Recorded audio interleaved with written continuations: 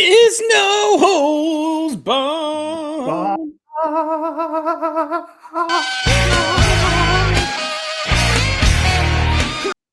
No Talk Connection. Welcome to No Holds Barred. JT and Aaron take you on another trip through madness on your favorite podcast at a simulcast on video on our YouTube channel and audio on most podcast applications except for the Rockabillys of podcasting, Spotify. I was trying to think of the worst play gun gimmick to label them as. Rockabilly feels like the worst. It's got to be the worst because the Smoking Guns was fine, the Ass Man was fine, the One was fine, and the tag team with Chuck Palumbo was groundbreaking. Yes, maybe we could say maybe the team with Bob Holly, like when they're the old angry men. Yeah, that's okay, I guess. Yeah, I can't think of anything less suited for him than dancing. Yeah. Double Trouble Shed on a Stick, isn't that what Vince called him in Big Show? Maybe that. Anyway, we're back, and it's great to be here. It's April. Talking April pay-per-view matches. This has been our monthly tradition here lately in 2026. And we are going through month by month all the WWE pay-per-views. And you and I have kind of taken all of our like best matches from each month, put them on a sheet, and then we kind of pick a cutoff to keep it around 25 to 30. Generally, it's been about 4.25 stars and above for us is kind of where we've landed. And then we reveal these one by one, and we kind of rank as we go to get our final list of the top matches of the month. April is super loaded, Aaron. It's obviously a lot of manias and sneakily too, like a lot of backlashes. So and Extreme Rules was like just most years. Tons of matches, big time matches. You know, we thought we had a hard time in March. April is juiced, and of course we're coming off this year's Mania, which is, you know, obviously people are gonna have their opinions, whatever, good or bad. It is what it is these days in WWE. But I hope you all checked out all the great WrestleMania based content we had on the No So throughout February, March, April, kind of tier lists and drafts and all kinds of projects. We had a fun one. We did back-to-back tier lists on Mr. WrestleMania. We did like the best performance per Mania, and then we also did the biggest star coming out of each Mania. So go back and check those out as well. Also I will say, Aaron, coming up later this month, we will be having a fun little kind of continuation maybe of a project we get a lot of questions about. So keep an eye out toward the end of the month. But our next episode is going to be in this project. We get April. We're a little late. It's May 1st. We get April, and then we got May coming up in a couple weeks. So we'll knock these. Well, we're a little late here because we wanted to. You okay? Yeah, I just trailed off, and I don't know what I was saying. So go ahead. Okay. I had a stroke. I had a mini stroke. We wanted to do the 2 Mania tier list. This is why we got delayed, basically. Yes. Yes. Okay. So because I was gonna. Never mind. Go on. Just go on. Okay, we're gonna do those. So this got pushed back to May 1st. We got the May pay-per-views in 2 weeks, and then we'll have a nice little treat on May in a month from today. Anyway, all that to be said. Joining us as always is our producer, not the tool man, Tim Taylor. Hello, Tim. There he is, my man. He all the great graphics you're gonna see. Of course, he assembled those for us. He'll be running the board. He'll be helping break some ties as needed as well. Keep us on track. And we should mention too that this is even though this is airing after this year's WrestleMania was not in contention for these matches. No, this is we're not doing anything from 2026. I don't believe, right? We haven't had anything. Okay. Nope. Yeah, no, everything is 2025 and before. So as far as the project here tonight, like we said, April's pretty juiced up. So we're going to do basically 31 matches. We have 5 honorable mentions that just missed the cut. And then we get 26 that hit that, like, again, kind of 4.25, I think is where we're at. Line on this one. Is this the one so far that has the lowest ceiling? You know what I mean? Like where the worst match on this show, like, would probably be a best match on a it's got to be. I don't know if any month is going to be better. Like March is probably the closest. I mean, January we had some good ones because of the Rumbles. Highest floor is what I should have said. Yeah, no, that makes sense. I mean, it didn't, but now it does. I would say yes. I think April is probably going to be our best month in ring. I mean, March is up there, but March doesn't have that other non-Mania pay-per-view to help, right? Whereas April has the best of Mania, and then the best of the April pay-per-views. that are usually great. Now, there are some great periods you would think of as April, like Extreme Rules and Payback and Back, whatever the fuck. But a lot of those aired like May 1st, May 3rd, just like this, right? So those don't count, right? This is only April dated shows. So it's like half the Manias, a lot of modern Manias, like because they've kind of been away from March lately overall. So a lot of modern Manias and then a lot of really jacked up like Backlash type shows. Well, I think August will probably be the next like closest, most likely, like because SummerSlam is pretty loaded, and you're just it's all going to be SummerSlam. Like there'll be nothing else, so it's like your best SummerSlam, best of the best. I think June could be sneaky good too because of Money in the Bank. There's been a lot of great Money in the Bank shows. Yeah, we're gonna have like one night stand in there in June, so I think June will have a really good. We're having a one night stand. That's every night. Okay, good. Well, then it's not a one night stand. Then is it, sir? It's an every night stand. Okay, Tim, why don't we go through our honorable mentions and then we'll dive in. Yeah. And remember, these honorable mentions, they're not bad by any stretch. Like no, these like just matches 27 to 31 or whatever. So yeah. This is fucking ridiculous. Producer Tim, I told you to prep these matches. No one cares. Say, play the damn record. Play the damn record. All right. I did not tell producer Tim. Actually, I told him the opposite. I said I'll handle the honorable mentions. So that's what we're gonna do. So here's the honorable mentions. We have 5, Aaron. And I lied a little bit as well because 4 1/4 didn't even make the cut on this list. So oh wow, so we're 4.5. We're in between like 4 1/4. So we have 5 matches that averaged 4 1/4 for us. Like didn't round up 5 on the dot. These are the honorable mentions. Okay. We have Extreme Rules 2012, Sheamus versus Daniel Bryan. Okay. WrestleMania 37's main event, Edge, Roman Reigns, Daniel Bryan. That's fine. WrestleMania 32's Intercontinental title ladder match. And then we had WrestleMania 28, Rock versus John Cena, which I think is a surprise. It's not in the top 25. Yeah, that's a bit sad to lose, but it's all good. Like it's the only of the ones you've named so far. It's the only one where you would like in a list like this, you might want to consider it because where it's by greatest, it's not necessarily by match grade. Yep. Agreed. And then John Cena, Shawn Michaels from WrestleMania 23. Again, I don't think we've lost that much here. So everything from here on out now, our top 26 averaged out to 4.375 or above. Oof. So that's, just in that gap. So these are like the high end, however you want to look at it, the high end 4.25s or the low end 4.5s, right? That's where we're at. And then we have 7 matches that we both have as a 5. Then there's 3 more that you had as a 5 and 2 more that I have as a 5 only. So a lot of 5-star matches on this list. Snowing. It's snowing up here. It's been snowing nonstop. So it's true. It's finally done here. Thank God. It snowed here today. So my yard is clear. Fuck the snow. Fuck that snow. All right, let's start things off. Now we'll go to producer Tim. And now we'll see what our first match is. Yes. All right, WrestleMania 2000 Triangle Ladder match. And Aaron, this is already out of the gate. One of the matches that you and I both have at 5 stars. Yeah. So can we come to it? I don't want to do them all right now, but this is the worst of the series, right? Yes. Okay. But it's still 5 stars. So obviously for now it's number 1.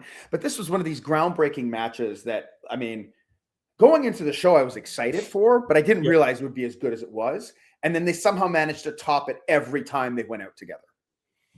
Yeah, because going in, the Dudleys had really broken out at the Rumble because they really didn't do too much after they jumped from ECW. They still have the tie-dye and the glasses and the stuttering.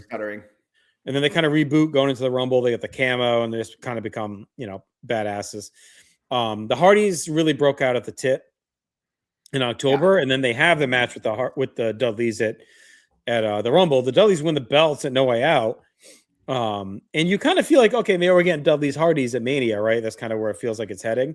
And No Way Out, it felt like a real passing of the torch too, with the Dudleys beating the Outlaws and they injured Billy. Billy goes on the shelf. He goes to the shelf. Gimmick, injured guy on the shelf. And then he comes back as is he the one when he comes back, or does he come back as badass still? No, I think he's the one when he comes back. I think that's when it happens. Yeah, sounds right. Because by the end of the year, he's the Intercontinental Champion, right? Yeah, I think he's the one by then. Yeah, which is odd in 2000, but whatever. Yeah. And so then Edge and Christian felt kind of like they were lagging at that time. And I believe it was the Raw before Mania when they were on a commentary and they started talking about like, oh, we're going to do a run in now. Remember they started doing like the inside sling talk, slang talk, slingo talk. And so they were like teasing, like kind of, they were showing a little bit more of a little bit comedic, but also kind of like a snarky persona. And going into this match, though, I still would have had them as like the third, most likely team to win the match. So when they win, it was definitely a surprise. I also like that they tease the ladder bridge, but they don't really deliver because they're kind of set up for like things to come later. Mm-hmm. So that was a cool touch. And yeah, I think the SummerSlam match they up the ante because it's a TLC. And then we'll talk about later. We'll talk about 17. So, I mean, look, it's 5 stars. I mean, for us, I think it's going to finish high. We'll just see how high. This one might be on the low end of the 5 stars, I think. I would agree. And it's the best match of that show as well. Yeah, but come on. I know. Still, though. It's the best match in the Mania. Okay, let's go to our next one. Okay. Jesus. All right, WrestleMania 40. Cody Rhodes versus Roman Reigns. This is also a double 5 for us. Yeah.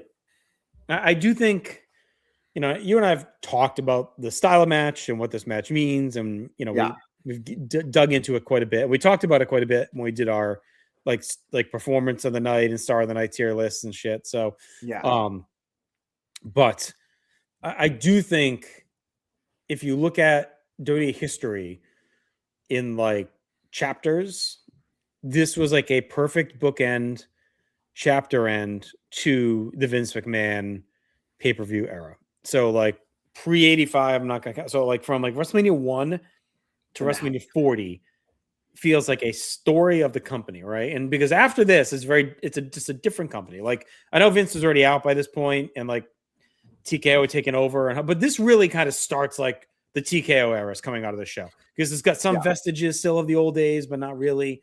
So Cody winning and having all the old stars come out as part of the match, Undertaker and Rock and Cena, and it felt like, okay, we've been building 40 years of wrestling to this moment. Like, and the Bloodline, probably a top 3 storyline of all time in company history. Cody's story over the last 3 years, trying to close, end the book or whatever the fuck it was called. Finish the story. Finish.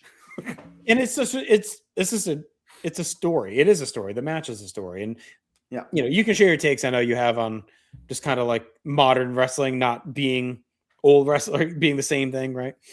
Mm-hmm. Well, I think what you said was spot on. It's the perfect series finale for wrestling. And I think we mentioned this on our last show. Like, if wrestling shut down after it, I think this is a satisfactory finish, just the way they did it. And my issue with the modern wrestling is not this one match, because this one match with all the years of build and everything up to it, and then what they did with throwing everything at the wall with the old guys. Yes, it's way overbooked, but it's overbooked because it's series finale. Like, you got to get it all in, right? So I don't actually have an issue with this match at all. That's why I have it 5 stars, right? And I think they really pulled it off just about as perfectly as you could. Like, from who they brought back to how they brought them back, even to the Undertaker, who was the original final boss of the company. Right, to confront The Rock. So all that just made a lot of sense. It's the end of the Roman Reigns heel character, which again is good. Had carried the last 5 years of the company. That's it. My issue is it's hard to separate it a bit, because like my issue in that era with the modern wrestling is that every single match ended the same way. Every single match was like, Cody's about to win, or Seth Rollins about to win, or whoever's about to win. Bloodline hits him, and then it, like, every match the same. And I feel that after this, like, it goes a bit too far. Where, like, that's my issue with the Cena Cody match from SummerSlam 25. Is I just feel it's like big move, lie around, big move, lie around. There's some of this in here, but for me, it's all earned because these guys have such a history, which is this beautiful, perfect package. And I mean, even something as small as Samantha Irvin's voice cracking, announcing it, like it's really a perfect package. And to me, when I think of a 5-star match and a 5-star experience, that's what I'm looking for. Like a Hogan Andre, like we talked about last time. It's a perfect package, and this is a perfect package with better action. And Reigns felt like unbeatable. I mean, it felt like he was never going to end that reign. And we'll talk about the match from the year before later, I should say. And it's not easy to like top that, right? Like that was a great match, as we'll see in its own right. And they put a lot of pressure on them to deliver on something topping it or at least equaling it, right, and paying it off. It was a real roll of the dice at 39 to drag this out another year, and it worked for them. Like it worked for sure. Because we got this. It worked because we got this. Yeah, they paid it off. If we didn't get this, it might have killed Cody. You know, like no, they made it work. So yeah, this is going to finish very high, obviously, because I think it's just, you know, if we ever did another GWE matches list, like it'd be up there. There's not a lot of shakers and movers that probably get into that top 4 to 5 all time, but this is one that has a real chance to like enter that conversation, right? Of like you and I kind of have our holy grail matches, right? It's our Bret Austin, our Warrior Savage, and Taylor Shawn, Cena Punk, right? Like we kind of have our 5 or 6 that we always hold up there, but it's up there. It's got to be up there for the sheer spectacle of it. So for now, it's 1. Yeah, for sure, and it may stay. And it might win. Like we'll see as we talk this through, but I don't think it's insane that this might win. All right, well, let's see what's next. WrestleMania 41. So go to Vegas for Io Sky, Bianca Belair, and Rhea Ripley. So let's try to find real quick. I have this at 4.5. You have it at 4.25, Aaron. I don't think it's the best women's match of WrestleMania history. It's definitely up there. There's a couple better, I believe. I like the sheer surprise of Io winning. You know, she was kind of not supposed to even be involved in the match all through the build. And then they kind of pull the okie doke on Raw. She wins the belt, and now suddenly she's inserted or retains. Maybe she retained it. I meant. And then wins here. There was like another shock. Like no one expected that either. You know, but this is just a fantastic match. One of the better matches on the show for sure, if not the best, for 41. Yeah, I love it. It's a really tight match. It moves very well. And I think what hurts it for me is I'm not as high on Bianca as a lot of people. So that dings it a tiny bit for me. Like I think she's the weakest part of the match, honestly. Like, yes. Because Rhea and Io, as we saw through most of 2024, like their chemistry is top notch, whether it's as a team or the matches they had on TV and PLEs were like fantastic. So we knew their chemistry existed already coming into this match. Yeah. Look, I think too that I think when you look at this match and who's in it, I think Rhea Ripley has the potential to be the biggest female star they've ever had. She might even be the biggest female, just because she's such a great character. She's got an interesting look. People are really drawn to her. And Io is potentially the best female worker, best worker they've ever had, even, right? So that's why I think Bianca looks a little bit laggy next to them. Like, it's not to knock Bianca. It's just these other two are almost like the gods of it. Like, we go back to that a lot. But yeah, obviously the best match of that. It was the best match of that night too. Because this open? This opened night 2, I believe. Night 2, yeah. So that was the best match on that night. Yeah, it was the best match of that night. Yeah. I don't know. There's a ton more to say about it, honestly. I think, but it's interesting because I was thinking of like, the way they do these triple threats nowadays and the way they book the stories. Like WrestleMania 15 with Austin Rock would have absolutely been Austin Rock Foley. Like these now, days, yeah, 1,000%. Because Io feels like the Foley of the story, right? Like they were building to Rhea Bianca. That's the match. That's the battle. They were mapping, but Io gets over. She has this cool title reign, and the fans are into her, and she wins everyone over. And she's like, "Well, we can't not have her in this match, right?" Whereas back then they weren't. I think they were thinking about it, but they just didn't pull the trigger because it wasn't as accepted. I think it's safe to say that if WrestleMania was 2 nights in 1999, night 1 would be Austin Vince in the cage for Austin to get into the title match. Yeah, definitely. And then he'd get into the title. Like, I think that would, and what a show that would be. Anyway, I'm almost tempted. It's funny. Like, I know our scores are not they're not 5 stars, but I wonder if there's something that could possibly put this ahead of that first Edge Christian match. Like, I mean, unless I'm as I'm saying it, I don't think so, because that first one is so influential. But yeah, I think that's the piece of it. It's such a important match to the company. Like if you ask me what I'd want to go watch right now, it would be this match instead of the ladder match. But that doesn't necessarily mean anything. So we'll put it below for now and see what we do with it as it. Yeah, I mean, and just grade wise too. I'm not saying that's the be all end all, because we've agreed it won't be it, because if it is, then it's worth the point of doing this. But it is a pretty significant gap in our grades between that ladder match and this. Like that's 5 to 4 1/4 is like, a decent drop. Or did you have, what did I say you had? I have 4 1/4. I had 4 1/2. So yeah, I mean, these things are also rated in context of when they were watched too, right? Like if you took this match and plopped it into 2000, it might be a 5-star match, right? Like comparatively to what's around it. But that's a whole different logistic conversation. So for now, let's put it under and we'll see where we go. All right. Next up, we go to WrestleMania 21. Shawn Michaels versus Kurt Angle. Yeah, this is just going to be a brutal exercise. Obviously a classic. I went 4 1/2. You're 4 3/4. I think it's a match with time that I've slowed down on a bit. Like I'm sure leaving that show, I was probably at a 5. The more I've watched it, I do see some of the flaws in it. It's just 2 of my favorites. And it felt like a dream match at the time in an era where they didn't always deliver dream matches at like WrestleMania and stuff. Like, but it felt like, hey, here's 2 great all-time wrestlers, just put them together. Like there's no real, like they build a story afterward, but the story came along because they wanted to have them fight, right? So And they do deliver. You're just going to be into the style. If you're into the style, this is your match, right? I know not everyone's into the style. There are a couple of criticisms. I think the most glaring is the ankle lock at the end, right? Like that. This is a lethal match ender, career-ending type move. That Michael somehow survives like a minute, even in the heel hook, and it's like 2 minutes. It's not even a minute. It's like 2 minutes. It just didn't need to be that case. Also, the angle slam into the post when they do that replay and you see that he doesn't hit it, like that hurts a little bit too. At the very least, that's production. Like that's the thing with like this is the issue I have with some submission holds. It's like in my mind, a submission hold should be something that once you're in, you have a maximum of like a few seconds or your bone's going to break, right? And when the ending happens like this, it's like it'd be one thing if Michaels was fighting to not get into the hold.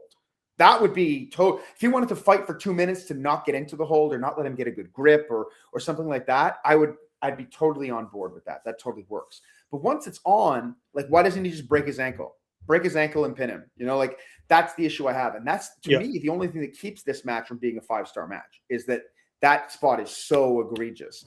But I just love all the rest of the action.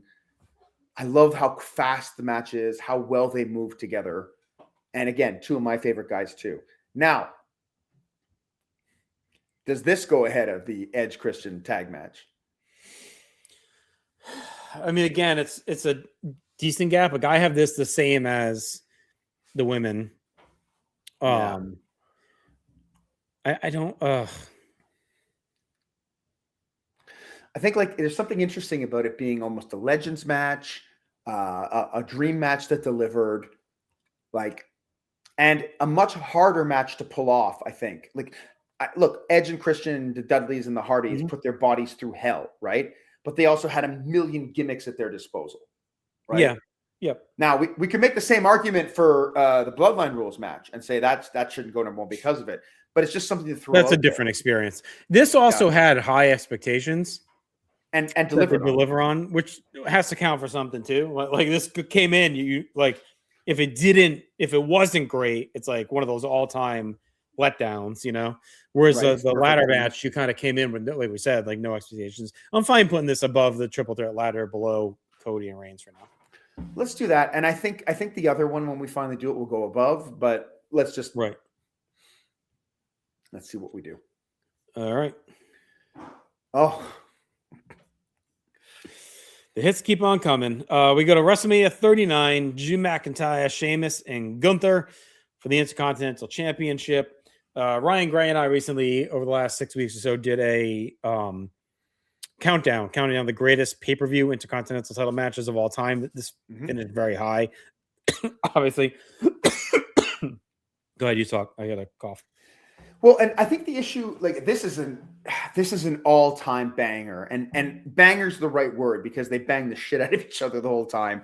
These guys beat each other to a pulp. It's kind of the three perfect guys to get in and just slap each other around. The action is nonstop, and the only issue I have is that now, and Tim, you can tell me what you think about this too. When we're talking about greatest, right? I love this match. It's a 5-star match for me, and I'm pretty sure JT has it at 5 stars too. He does. But how does it fit in the pantheon of matches that we would call greatest? See, it's tough because at least to me, I think it's when I think of like the greatest matches of all time, it has to be an exceptional match if it's more than a one-on-one match. Like for me, the monolithic Mount Rushmore, whatever you want to call it, like, and it's kind of, it goes along the lines of like McMahonian thinking where it's like WrestleMania main event is good guy versus bad guy for the title. And that's all that it is.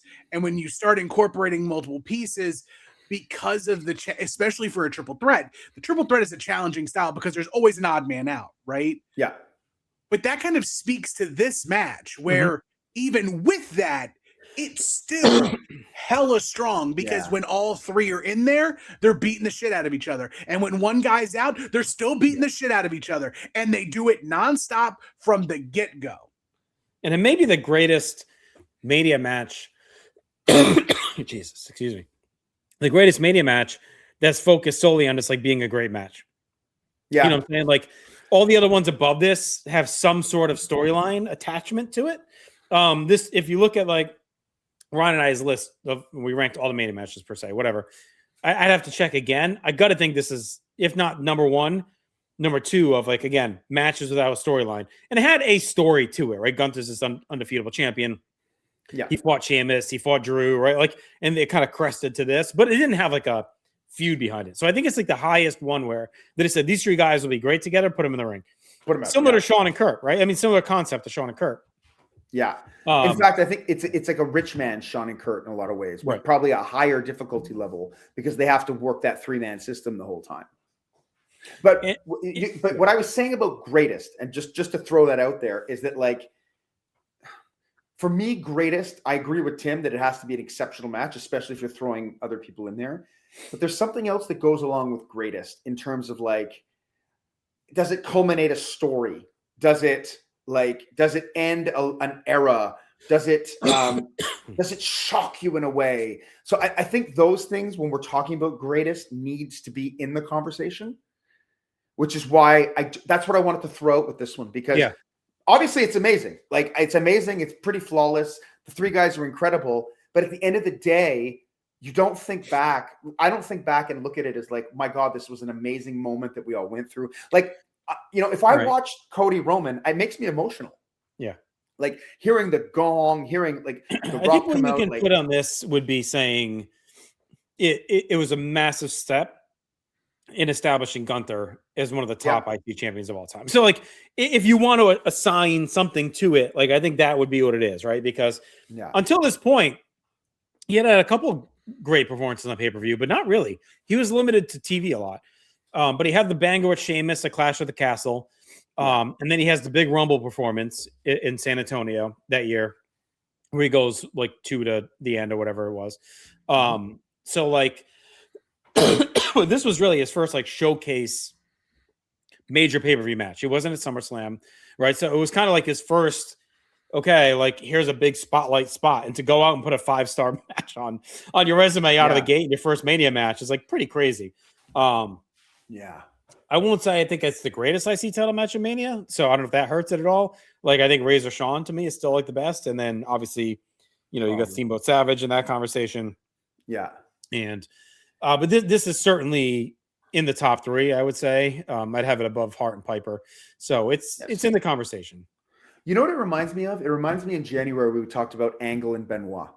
Like it was Right. just an incredible technical exercise. Not that this had emotion in it too, but that's what it reminds me of. All that being said, look, I'd have it ahead of. I think it has to go ahead of Sean Kurt, like because I think it's similar but it's better. Yeah, I would have it below Cody. Yeah. I think I'd have it ahead of the ladder. And I don't want to keep punishing the 2000 ladder because we have Sean and Kurt already. Oh, right. Okay, yeah. So yeah, but then yes, second so far. Yeah. I feel like we keep the 2000 ladder is going to get punished because we know we have another one coming that like we like better. So it may not be fair, but like, but we're also getting we're getting these matches now, right? Correct. Like as the list goes on, there's going to be a lot that go below that ladder. Yeah, hopefully. Okay. See. All right, what do we got next? All right. WrestleMania 6, Hulk Hogan and the Ultimate Warrior. This is not one that I have at 5, Aaron. You're higher than me, even though it's like one of my favorite matches of all time. Where's the I have it at 4.5. But I do think for them, it's as great as it was going to possibly be, right? We talked about the God match lineage, right? This is number 2 on the God match lineage. The crowd involvement, the finish, the moment. It's as perfect as it gets for what they could have delivered. I just think there's some stuff that keeps it from being like a perfect classic, but I don't begrudge. Like I don't think it's, far from a 5. And when you have to factor in the gravitas and the moment and all that, it's going to obviously carry a lot of the constellations in the sky from ancient times.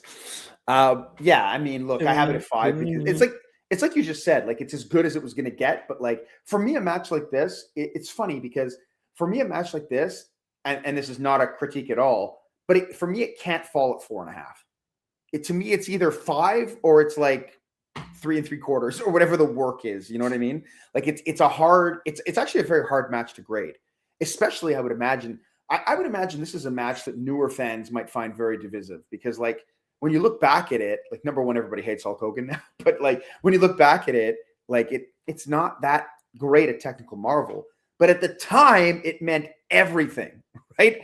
And the fact that they were putting these two guys, they had never done this type of match before. Like the two biggest faces in the company were going to face off against each other. And a scenario like, look, maybe in retrospect, it's obvious that the Warrior was going to win. But at the time, I don't think, like as a kid, it wasn't obvious. Like I was worried Warrior was going to turn heel. I was worried that like, I didn't know what to expect in this match. I kind of expected Hogan to just win it. So for Warrior to win it too and change the landscape of wrestling, like, I think that's got to be in the pile of gravitas that it sits with. And it's funny because when I think great, like we were talking about the definition great, this is exactly what I'm talking about in terms of like atmosphere, mood, meaning, crowd reaction. It's all there. I'm going to say something I never thought I'd say. I think it goes below Cody Roman. Yeah, I would agree with that. Yes. Yeah, I don't think that's much of a discussion, honestly, for me. Yeah. I do think, it's earned its reputation. And I do agree. I think without the emotional ties maybe to the era, I could see it definitely being lower for some people. I think that's inaccurate. Yeah. And you see it a lot with like even, this is a very small sample size like me with WrestleMania 3 with Savage Team. Or it's very similar where I don't have the emotional ties. I know it's a great match. I think people might watch this and say, oh, that was cool. But they don't have the ties to what that era meant. So I'm here, I think I mean I don't think I can sit here and say put it below Gunther. I think on a pure in-ring match quality, I probably would, but I think second right now makes sense. Yep, I'd agree with that. All right, what do we got next? Oh shit! All right, WrestleMania 25, Undertaker versus Shawn Michaels. We told are there any that are not these classics like coming up? Oh my god, April's loaded, man. We talked about it. It's crazy. So again, something that no one expected at the time. So when this one hit, going into the show, it was like, oh, okay, they're gonna fight. I'm sure it'll be fine. But then they have this incredible match, Tim. Like they deliver on every single level they could, and even the botch with Undertaker almost killing himself is memorable, right? Like, so like the entrances, the exits, Undertaker killing him dead finally. The near falls are incredible. This was the birth of the Undertaker shocked face after the tombstone. Like we were bored of that when Bray Wyatt was note. But in this one, it meant everything, right? So I think the surprise factor, the legends coming and stepping up to that next level and showing us why they're legends in the moment. Like this thing's got so much going for it. Yeah, it's great. I mean, we're both at 5, obviously. It's one of the greatest. I mean, they finished like top 3 pretty much on all the GW lists, the Mania match lists. Like it's got that reputation for real. It holds up. Sean's entrance is iconic. The Taker plancha is iconic. Sim Snuka is iconic. Yes, always. The streak ending teases, obviously. And we're in our stretch here where like every time you go into these matches, you're like, oh, it's Taker Batista. This the next year, Taker Sean, Taker Triple A, and he keeps us like over delivering every time. Yeah, every time. Even Taker Punk, it was kind of like okay, like it'll be all right. Like, and every time he would just keep upping the ante. Man, it feels like a referendum right now to rank this versus Cody Roman on if we were to do like the all-time list again, like what would end up where. Are you edging one way? Because I'm edging one way. I only edge one way, buddy. I would say. I thought I know you. I think Cody Roman over this slightly. Yeah, me too. Like I just think if there's one detraction from this, I would say it's that it doesn't really mean much long term. Like, we talked about Kurt and Sean, we talked about the Gunther match. Yeah. You know, it means something, but like because of the gravity of it. But it's like a very rich man's Kurt Sean, where it's like these two guys have nothing going on. Let's just put them together because we've never done it at Mania, right? So like that's kind of what it was. Now the next year, there's much more of a story going on, right? Sean wants his last shot at Taker. He costs him the title because Taker won't give it. He doesn't win the Rumble. Like there's a lot more going into that with the career-ending step. This just felt like let's go out there and have a classic, which is fine. But Cody Roman just brings so much more of the story into the mix. Yeah, I'm good with this being 2 sandwiched between Cody Roman and Hogan Warrior. Yep. For now. Yep. I'm good with that. All right. I mentioned earlier, I recommend 23, Undertaker Batista. I have this at 4.25 or 4.5. I've seen people have this at 5. I'm not quite that high. Again, though, this is a match that you just didn't have the expectations going in about how great it was going to be. The chip on the shoulder, putting it in the middle of the show. You know, Batista had been on a real ugly streak going into this match in big matches. He had not really delivered much at all. And then, boom, like off to the races. Probably his best match to date at that point. And it really... Baby ever. Can you think... Does he have a better match than this, Batista? I'd have to look back at some stuff. Maybe later with Cena. But this is up there. And there may be a better Taker stuff. This to me was also like, I can't remember like 2 big main event hosses having a sprint at Mania. No, definitely not. Yeah, this is the first of those, and that's an incredible style. It's Taker Diesel is close. Yeah, honestly. but not it's not as level. good. It's not as good, and it's not for a title. Like there's some things but, there. But I mean, as far as 2 big guys kind of going at a fast pace, like Taker Diesel actually does. But I love this match. It's incredible. I think it's probably the last of everything we've talked about, though. So I think we're finally going to give the ladder some praise. I think it needs to go under there. Yeah, I agree.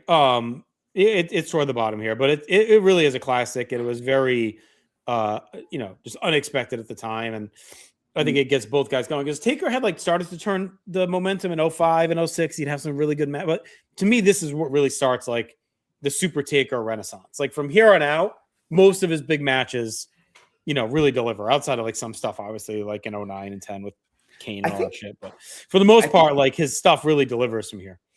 I think he starts in 05. I think he starts in 05. Yeah, 05, 06 has some stuff. But 06, but 06 he's fighting Mark Henry. Not that we're saying anything. Yeah, but he's got the angle match. Yes, he's got the angle match. Like there's some stuff sprinkled in 06. But like to me, this is what starts the bankable Taker big match evolution of him as a worker. Yeah. Now I think I would have this ahead of the women's triple threat. Because I think our scores are this. I think it actually evens out the same, right? Yes. Like to me, this match, I get it. It's not as long, but like, there's something really special about this match. Yeah, I'm okay with it. Okay. And Tim, feel free to jump in if we like, because like because we don't have the list in front of us. feel free to jump in and say like, hey, is it ahead of this one? Because I would have forgotten about the triple threat just now had I not like. Yeah, I'll keep myself in here, and I'll be muted and give you guys a lineup of where things are. Okay, super. All right, let's get to our next match. WrestleMania 21, Money in the Bank. Okay. Arguably still the best Money in the Bank match, which is crazy because there's been so many great ones. That the first would be like the one that stands out the most. I mean, I think there's contenders. I don't think it's a lock, but it's in the conversation. I went 4.5. I like it too because like it's just a thoughtful match by the guys who were inventing the concept, right? Like, similar to me to like Shawn and Razor at 10, where it's different than the rest. It's not as much of a spot fest. They actually kind of structure it in a different way. You know, we try not to sit here and heap too much praise on Benoit, but he's really great in this match. Is selling. Edge, this is his big breakout match. Shelton, it's like a big match for him, flying around. He's fantastic. Even Kane is really good. Is a base in the match. He's a great base in that match. Yeah. And I think in this one we actually really have to factor in that this is the birth of this concept. Yes. Right. Like more so than like, I mean, like this is a concept that's still live today. They still do every single year, despite the fact that they tell the same story every single year. But this is where it is because they nailed it and because it was so successful. Like I'm at 4.25 on the match. I love it. I think it's great. But like, I think the influence on this needs to drive this a bit. So ahead of the triangle ladder match. I have it the same as Kurt, Sean. Go ahead, Tim. So I have a way that we can like at least interestingly thought about this. The Money in the Bank match, yes, this does introduce the concept, but without this triangle ladder match that it's almost slated against, you could count that as the birth of TLC, right? Mm-hmm. Like it's not TLC, but it is, and it is the iteration point that springs forward. So it does give a little. If you're putting the emphasis on it being the first of its kind, you can also do the same thing for WrestleMania 2000. 100%. The only thing I would push back on that at all is I think that Money in the Bank is a much more important concept to the company than TLC is.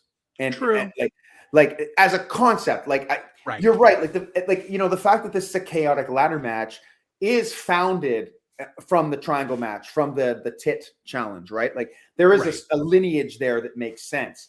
But the idea that like one person is going for this thing, they're all fighting against each other. There is something different there. Like, again, I wouldn't die on the hill that it needs to go above the triangle ladder match, but like this one has such a major influence point that I think we need to do something about that.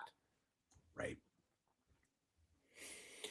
So right now I have it slated between Kurt, Shawn at 21 and the triangle ladder match at 2000. And I have it the same as Kurt, Shawn. And again, you could argue if you want to layer in a little bit of importance in history, like it's more important than Kurt, Shawn as a match. And I do see the TLC as being more of a continuation of the ladder match, whereas this feels like this, amped up version of it by having all these singles guys fighting for a specific prize. I agree with Aaron on that. I can see an argument to be ahead of Kurt and Shawn. Yeah, I'm fine with that. I think it's more important than Kurt, Shawn. Yeah, I like Kurt and Shawn more, but the next on that list is the Intercontinental Triple Threat from 39. I just think that's too good. Like I have this, but I have this the same as Kurt and Shawn, but I just think that triple threat is like, next. The level. Work's too good. We're gonna have to keep coming back to the triple threat because like what keeps coming in my mind is I keep forgetting about it in this list, right? And that probably needs to mean something, but let's get to that later. Okay. All right. What's next? Jesus Christ. All right. Backlash 04, Orton Foley. This was a really good discussion Ryan and I had when we did the IC title countdown because on most metrics it finishes high, but it's not quite an IC title match. So we dropped it a little bit based on that. It's like Hogan Warrior. Like that's like, you know what I mean? Like that's an Intercontinental title match, but not really. Yeah. So this I went 4.75. You're at 4.5. Like, and it's our first non-Mania match, right? So that's interesting. First Backlash match. So gut reaction, first just swipe of the card. I think I have this before or after Hogan Warrior. Ooh. I have it. I think I would have it above the Gunther match. Because now the IC title piece is out of play for this. When you think about it, how it makes Randy Orton, it gives Foley that classic that he kind of left without when he left. Like he had the No Way Out match, he had the Rumble match, but like then he had kind of been lingering around for a while, and he comes back and reminds you he still has it. There's some great classic spots. The thumbtack bump for Orton with a shirt off is like awesome.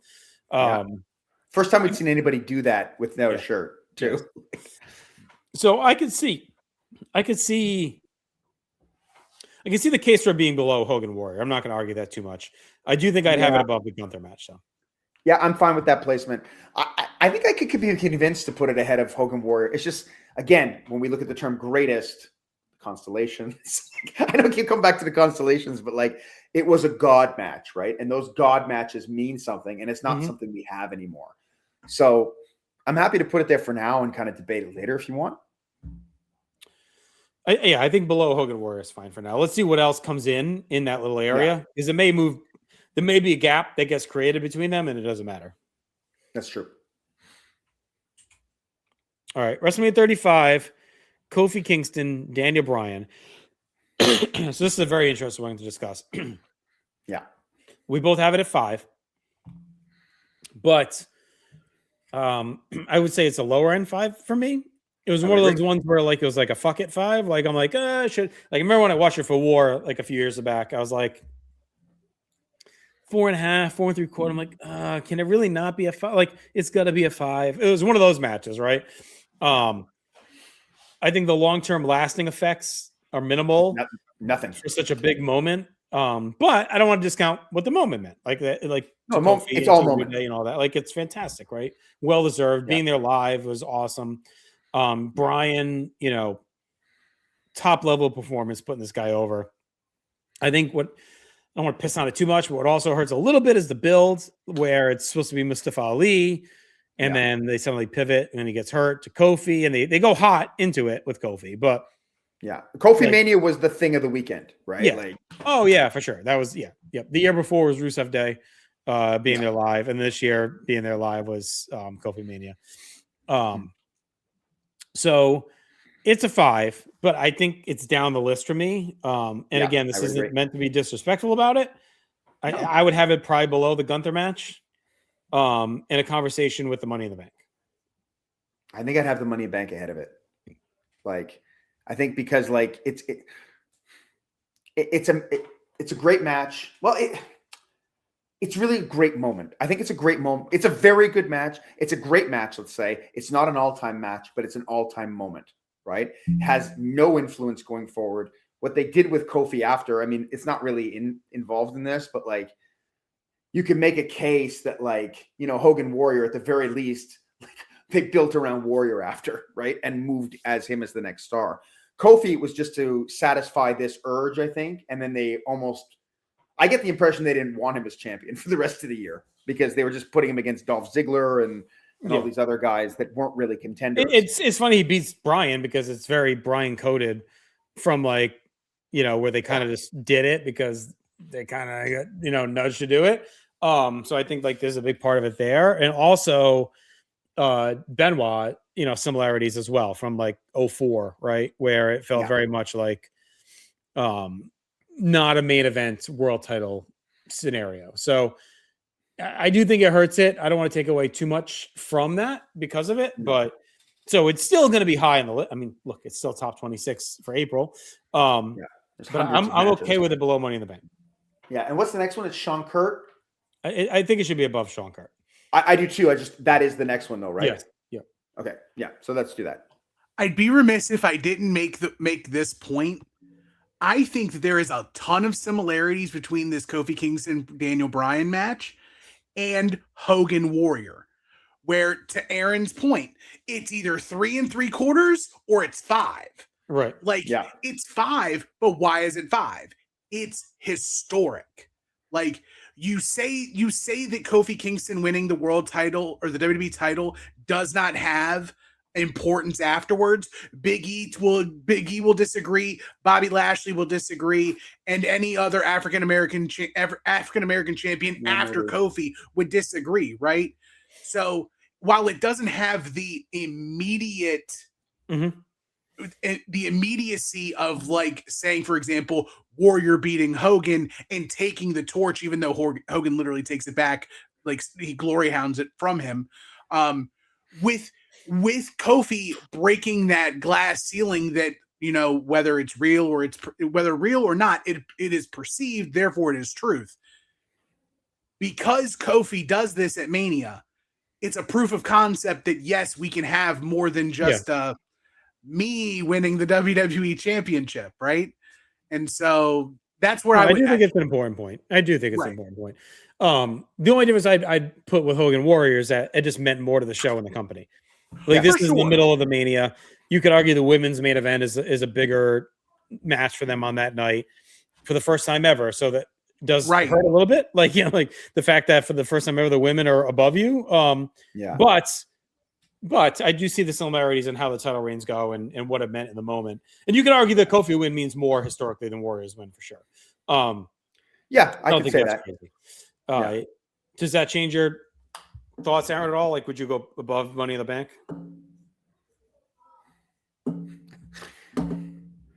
No.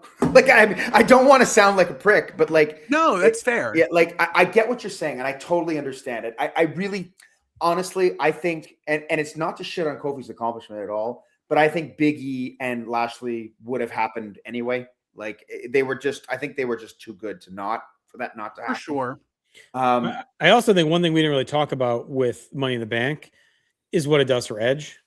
And he's like one of the biggest stars of that era for Dirty, and like that's his breakout storyline. Now you could debate that Lita was a much bigger piece of the puzzle for him than winning the briefcase, but not really. Like him holding that briefcase through all of 05 and that cash-in still being like a top 2 cash-in of all time. Like that's like a pretty historical thing for him too. Like it's where it goes. I think Lita does more for Edge after the cash-in than before. The live sex celebration? Well, the Matt Hardy stuff. The Matt Hardy got him all the heat, right? Yeah. Right. And like I don't mean to sound callous or not recognize the historical significance of Kofi's win. Like I think everyone should keep in mind that I'm trying to rank this against other matches. Like it's No, and I made the point as more of like a devil's advocate, good for radio type scenario. In my opinion, I think it's below Money in the Bank as well. Just from if you're comparing matches and you're comparing, like, I would say the first Money in the Bank does have more of a historical preference. I just think it's interesting to draw the correlation between this match and a match of the gods that's been pointed out of what happened at 6. Yeah, and then it just turns in like that's a match of the gods and it delivered. This is a match of mortals and it delivered, right? And in terms of greatness, I'll probably always err towards the gods. And that's fair. Gods are gods.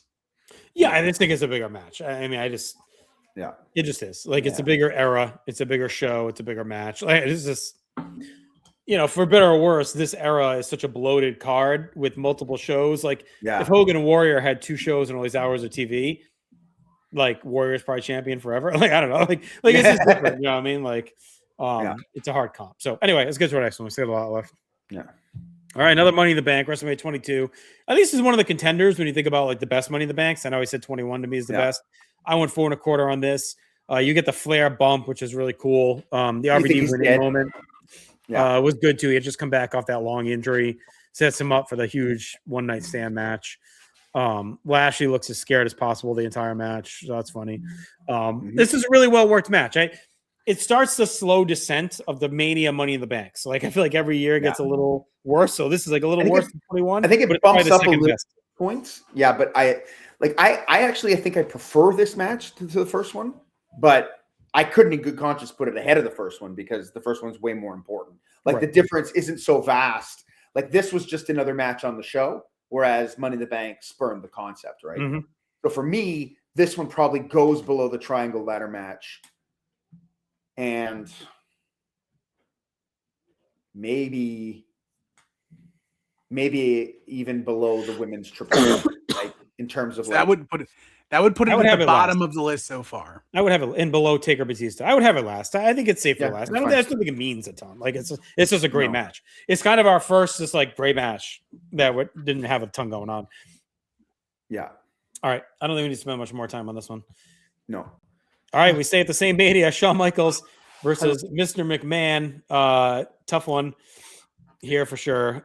So you're a little bit higher than this. Actually, no, we're both 4.5. I would say you had this at 5, Aaron, but it's a classic moment.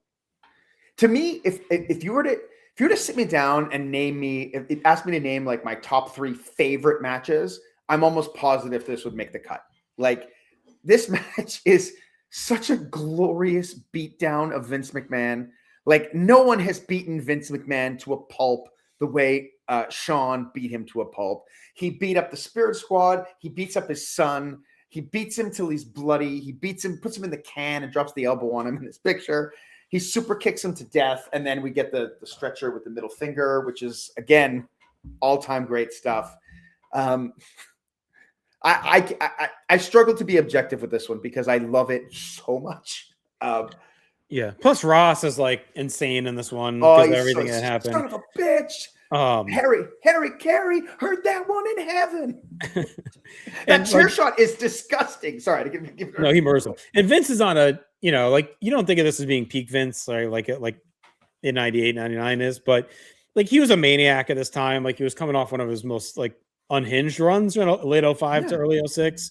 Plus it ties together the whole story. My partner in crime, show me, where they're paying off the Montreal stuff and the Brett DVD. They tried to get Brett to stick around after the Hall of Fame to be involved in this match. And from here, we get the God stuff and the DX reunion. So, like, it means a lot into that. Muscle and fitness cover. Wrestling. Yeah. I mean, there's a ton to it that plays it off. So, I'm looking at this. It feels similar to me to Kurt Shawn. I would put it anywhere between. I'd put it anywhere below Kofi Bryan to that Kurt Shawn 2000 ladder, like in there somewhere. I put it ahead of Kurt Shawn, but again, that's me, right? Like, I'm okay with that. Are you good having it below Kofi and Bryan though? I would. I'm not, but go on. I'm happy to. Again, I can't. I'm not going to pretend to be impartial with this match. Like, above Kofi Bryan is the first Money in the Bank. Would you go above that? I would. Yes. Like, I love it that much. Like, I love this above match. Gunther. Yes. Probably not ahead of whatever's next. What's next? Foley Orton. No, I wouldn't have it ahead of that. But that's where I'd put it. But let's put it below Kofi Bryan for now. Okay, that's fine. I'm not going to fight it. Like, I know I'm in the wrong here. Honestly, on vibes, I don't think you're that far off. No, we're splitting hairs with these lists. I mean, this is like, it's very tight. Okay, what's next?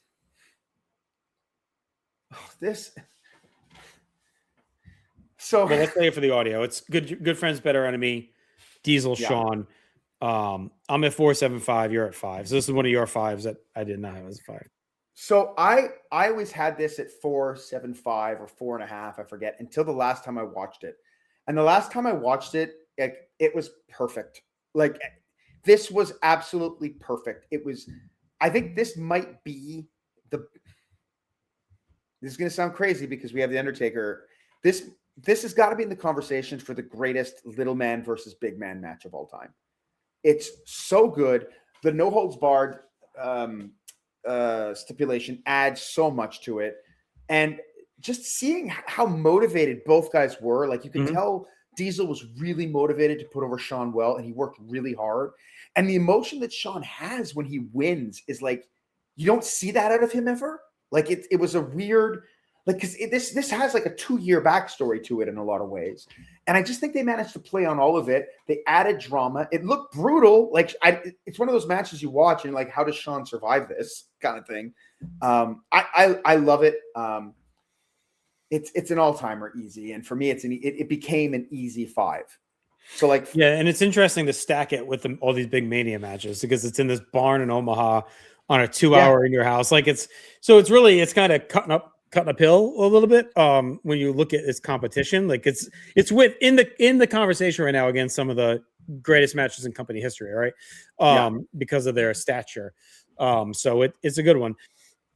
It's also like there weren't as many internet fans at the time, so like it wasn't as big of a deal, but it's kind of up there with like Punk Cena as far as like could Nash win the belt and leave for WCW as champion? You know, like it had those kind of vibe, like a lot of stakes for the company kind of dangling over it. You know, we're right before the curtain call. Obviously Nash is on his red hot run as Diesel in this time period. You get the fake leg, like there's so much good stuff in there. That's top notch. So I think this is high. I would have this. I think it's in the Orton Foley section for me. Like very similar type of match. I think it would be above Orton Foley. I'm okay with that. World title match below Hogan Warrior. I mean, pure grade wise, it's you have it below. I'd have it higher. Or yeah, I'd have it higher. Oh no, you'd have it the same. You'd have it the same. Yeah. I think my instinct says below. What does yours say? Below Hogan Warrior, just because I think the Ultimate Challenge and Skydome aspect of it all means more than this match in Omaha and in your house. I don't want to base it because it's not fair to these April matches to be stacked against these Mania matches. So I don't want to kill it too much by saying, well, it wasn't a Mania, so it doesn't count. But like I think it does play a little bit of a role when you just factor in the atmosphere and the crowd. Like that WrestleMania 6 match is like magic. You know, I'm like, this is great, but it's just not at that level. No, and it's funny because if they had done this at Mania, exactly like this, and this had been the passing of the torch from Diesel to Shawn, it's about the passing of the torch, I think, too, right? Yeah. And like it or not, Bret Hart, you passed the torch to Shawn, right? So yeah, you could argue, and we did in a way, but actually we went a completely different direction. But you could argue Diesel keeping the belt till 12 to lose to Shawn in a match like this would have been just as good a story as what they do with Bret, right? So that could have been up there too if they let Diesel take the same approach. It would have been a better story, 1,000%. Not assuming they let Diesel do the same approach as a heel twist as he did there. So yeah, I mean the end goal of this list is to rank the greatest April matches of all time. This is a great April match, but when you think April, you do think Mania. So like I just think that helps a lot of the Mania matches. Yeah. Because you're thinking about what's synonymous with that time, you know. That's part of what we're doing. What's it below right now? Below Hogan Warrior, Shawn Taker, and Cody Roman. Yeah, okay, that's fine. Leave it there. Yeah, I don't think it's above those. I think it's very similar to Foley Orton. I think it's in that realm. Okay, good. Oh man! All right, Extreme Rules 2012. John, if you're not watching a video, Aaron sighs every time a new match comes up. Sad because I'm like, I got to make the same arguments. Cena Lesnar, I'm at 5, you're at 4 3/4. So this is kind of the inverse of the one we just talked about. This is Brock's first match back after the long 8-year layoff. Showed up the night after Mania. I remember still watching this like on an illegal stream on my laptop on a tiny little screen during this period where pre-network, you know, still I'm like, unfortunately for them, 2012, 2013 didn't really elicit, you know, excitement to spend $50 on a pay-per-view for what they had rolling out there. So this is to me as like the peak. This show was amazing though. I know, but it's just the peak of like the illegal stream era in my mind. Like 12, like right before the network was like a lot of people were sharing links and, you know, watching on various nefarious means. But this again was like similar to Taker Shawn. We didn't really expect it, you know, Taker Batista. You didn't expect it to be this great because when you think of Brock's last match against Goldberg, it was kind of like, okay, well, you know, that's where left us. And Cena was coming off the great match with The Rock, but before that had been scuffling a little bit in ring in general, right? Fighting Kane every pay-per-view for his soul. Yeah. So it was, you know, it was like you didn't know what to expect. Now, I think the biggest criticism, and this may be why you're a little bit lower, is that Lesnar loses after Cena gets the shit pushed in all match, and then he hits the FU and wins or whatever. So yeah, he punches him in the face with a chain. So, but that to me, that's the only flaw in the match, and I'm fine with this one extremely high because this one is like this is so unique. Like you don't even really get this ever again in a lot of ways. Yeah. Like you kind of get it with Orton at, what was it, 2016, where Brock fights him and busts his head open. Yeah. But this match I felt visibly uncomfortable watching it. I'm due for a rewatch. Like it's that 11-12 era is just a lot of blind spot for me still. So like I have to go back and revisit it. Like I don't know if I've seen it more than once since it aired. You know what I mean? So like it's probably one I should watch at some point. But I do remember loving it. And the only defense you can make, there's two defenses you can make. One from the company point of view, and one from the company point of view is John Cena's your ace. You're not going to have him lose 2 in a row, right? That's one argument. Yeah. We don't care as much about that. Even though it's the worst year of his life? Yeah, only briefly. Yeah. Second argument would be, I don't recall exactly how this played out, but at the time, was it known that Brock was sticking around long term, or was it kind of a match to match deal? Which that's my memory tells me it was like, wasn't locked in for a while, because they do that Triple H series. And I remember people were sitting there being like, oh, Brock only has X amount of matches. We're wasting 3 of them on Triple H. Like, I didn't remember how much of a known quantity his run was at this point. So I can see why they were like, well, we may only get a few matches out of Brock, and we're not going to have him go over our guys that are at the top of the card. Like, I think that was part of the thinking at that point. Yeah, I mean, I can totally understand that. I just, with the structure of the match that they did, it just made no sense. Right. And the way they presented Lesnar, like, so this, to me, this is a God match. This is an absolute God match, on par God-wise in a lot of ways with Hogan and Warrior. I was so excited going into it, and Brock came back better somehow, like than when he left, which was crazy. He brought back all this legitimacy, and it was right around, like, it was in this moment you could kind of see, oh, this could be Brock's promotion if they kind of just let it go. And it also brought with it, like, are they going to move the whole company direction? Like, there was so much coming out when Brock came out, and then these guys deliver. And even the things that are crazy in the match, like Brock tries to jump on the ropes and falls to the floor. Like, it's a mess. Like, it's a mess in the best possible way. And it's brutal. Like, he busts Cena open, like, hard way, repeatedly in the head, to the point where the crowd starts chanting for Cena, which is something they hadn't done in 10 years. Like, it's an incredible piece of business. And when you think about where they went with everything too, it's actually the start of a whole other era of the company. Yeah, there's some speed bumps along the way with Triple H and whatnot, but this is where it starts. Like, I would say 2012 to 2020 or 2021 is Brock's promotion. Yeah, and it really starts to creep. It's really the network era, to me, is the Brock era, right? Which starts at WrestleMania 30. And to me, that's when they decide Brock's their guy. Because until then, really, Punk is like the only guy he really kind of went over. I mean, Triple H, but Triple H is, dog water by then. So it's like, like Punk is really the only guy he kind of really beats in that era. But when he ends the streak and then murders Cena at SummerSlam is like when they just say, this is our guy. So to me, you associate Brock and Roman with like the network era for me. All right. That said, how do you stack this versus Shawn Diesel? Ahead. Yeah. Okay. Hogan Warrior. Ahead. Taker Shawn. I think it's below ahead. Taker Shawn. I think it's ahead. Taker Shawn? Yeah, because like it's so unique. It's so incredibly different. When you did your GWE list, you had this top 3? No, but I was not making it my list properly. Like, so I was looking at that list in terms of like almost entirely on star ratings. Right. So like a 4.5 star match would never, in this case, 4 3/4, it wouldn't be ahead of any 5-star match, because I'm basing it entirely on the star rating. Yeah. Like, I know it's blasphemy to say it's ahead of Shawn Taker.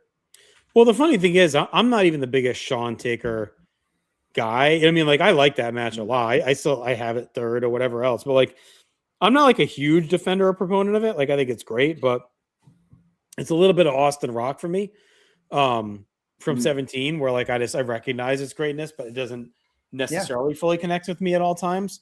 I don't care. Let's be different. All right, let's put it second.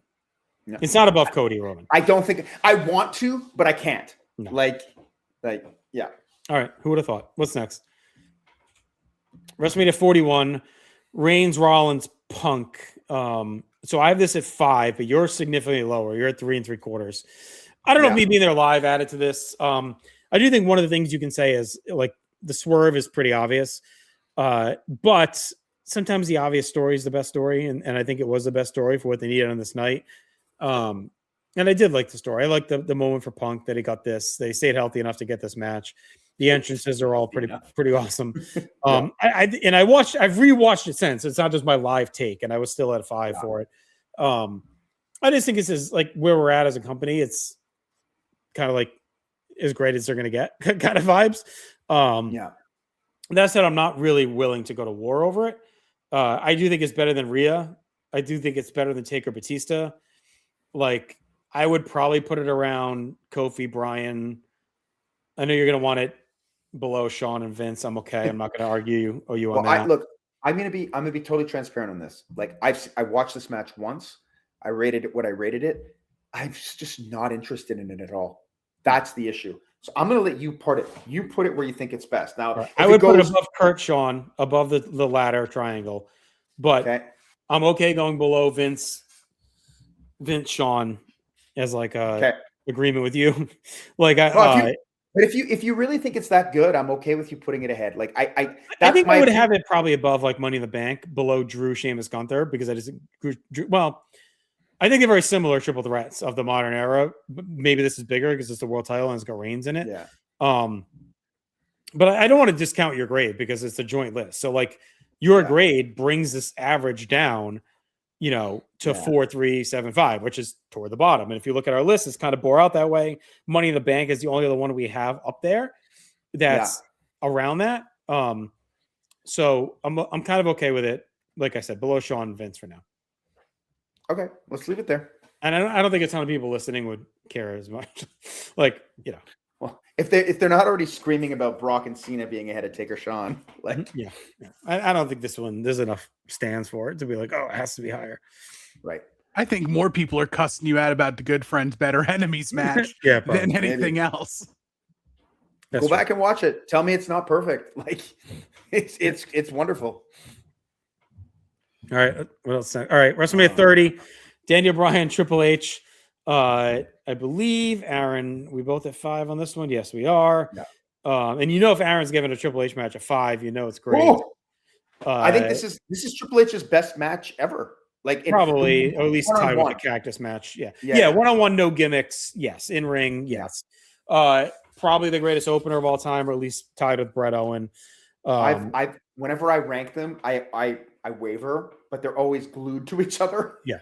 And the last couple times I've ranked them, this one's been above it. But of the 41 WrestleMania openers, and if you want to count the 2-night shows, like 46-ish 2-night, like it's the second 1 or 2. So whatever it is, it's it's up there. The storyline's fantastic. It sets up the main event later in the night, sets up Bryan's big win. Stephanie's great in the match. Stephanie's amazing in this match. I would have it above Kofi, Bryan for sure. All right, give me this versus Hogan Warrior. That's kind of been Hogan Warrior's kind of been our gatekeeper of the top matches. I think it's probably below Hogan Warrior. Yeah, I just think the stakes aren't as high. Well, they are in a way too, because he has to win this to go fight later. But like Hogan Warrior, you think one of them's going to die at the end of it? Yeah, it feels like this is it. Like they're getting thrown into the grave. Like they wouldn't allow a rematch because they push themselves to the limits of their strength, right? So I would have. Would you have this above Good Friends Better Enemies? Yes. Yeah, I would agree with that. Okay. Because I do think this is perfect as well. Yeah, it is. And we have trended toward the overachievers. Yes. And some of the Hogan Warrior, like this overachieves by far. By far. I would have never in a million years guessed that it would have given this 5 stars going into the show. Right. You're thinking, oh God, Triple H just has to be on the show. Like it'll be usual him slogging along and Bryan sneaks out the win kind of thing. Yeah, and instead he has the best singles match of his career with no gimmicks Yeah. at whatever age he was here. Like it's insane. Right. Maybe it's because he let Brian make the match. All right, let's roll along. All right. I mentioned this one earlier. WrestleMania 17, Austin and The Rock. We're both at 4 3/4, which I think is fairly low. Yeah, I know. When you look at consensus in history, right? I think this is a 5 for most people. Most have this as at the top of the greatest matches of all time for the company, not just Mania. I don't remember where I had it in my GWE.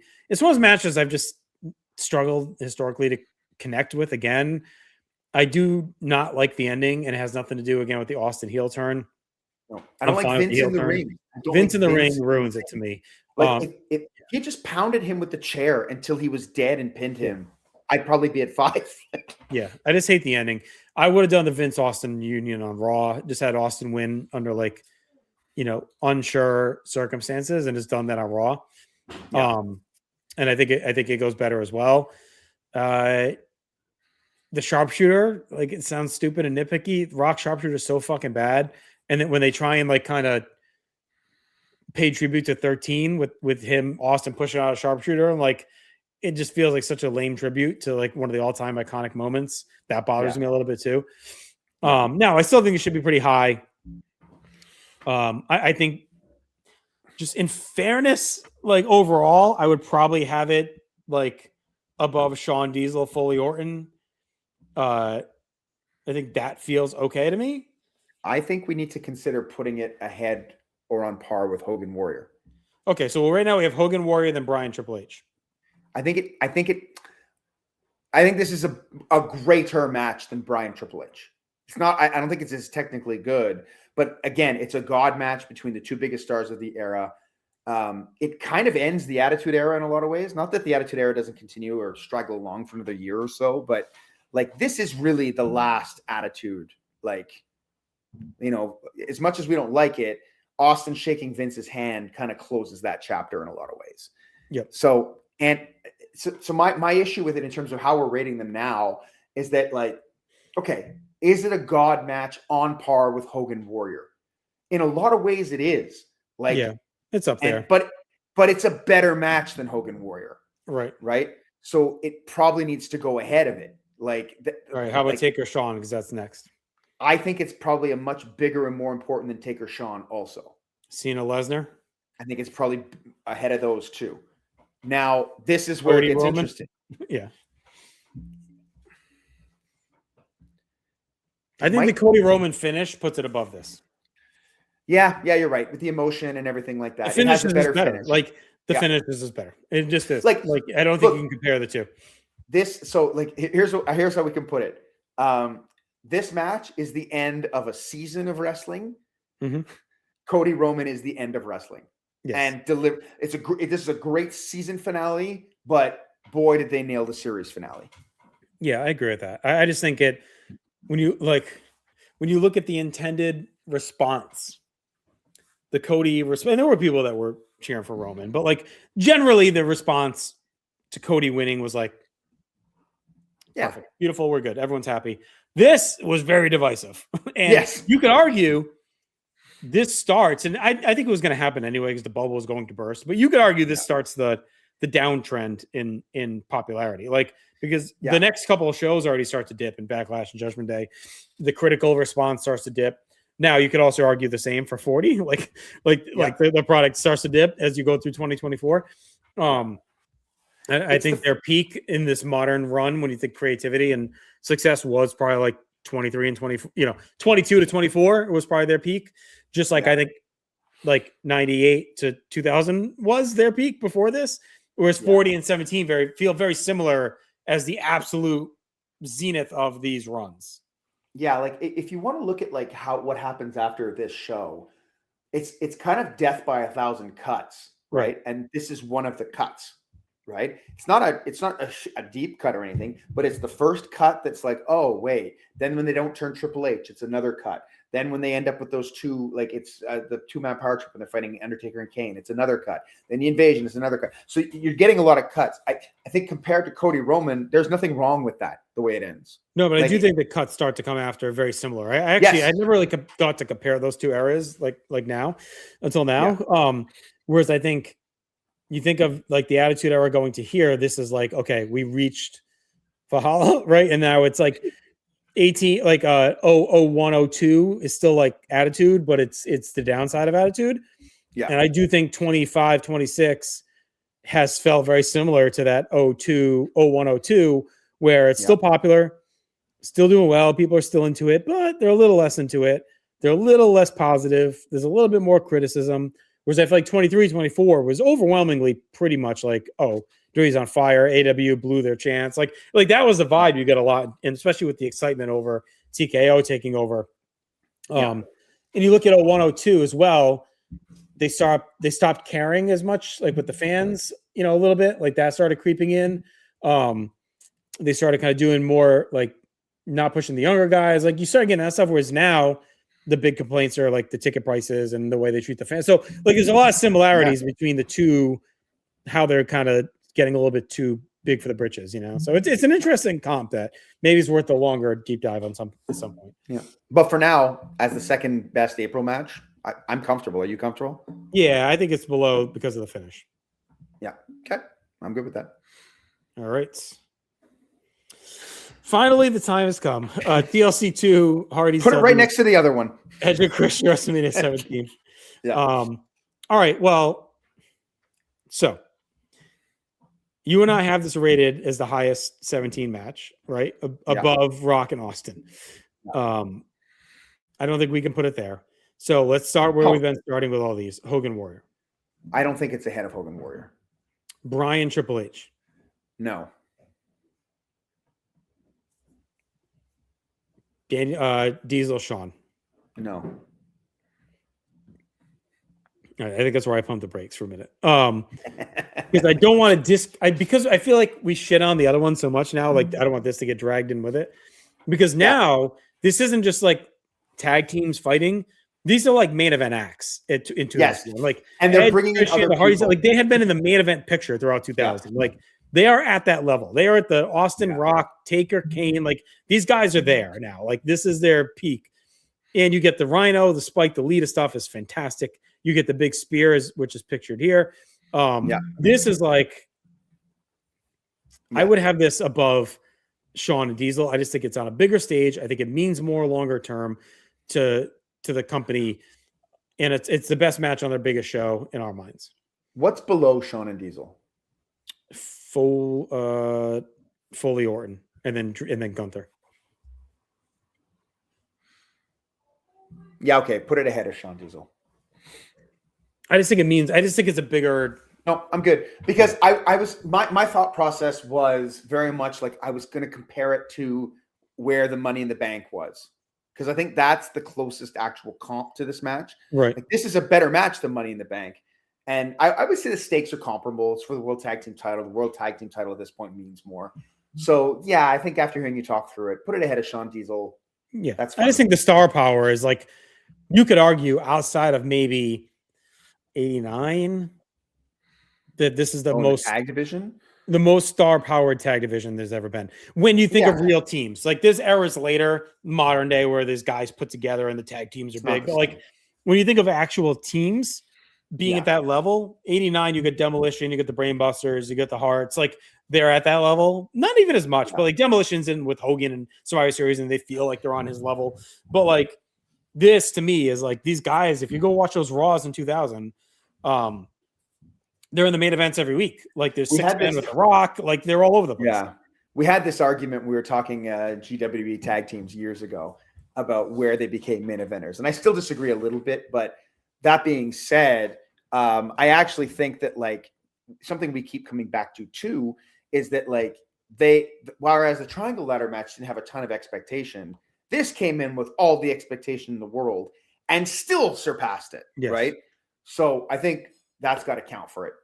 Yeah, it's similar to Kurt and Shawn in that way, right? That it came in with a lot of pressure to deliver because they had done it twice and this is the biggest spot.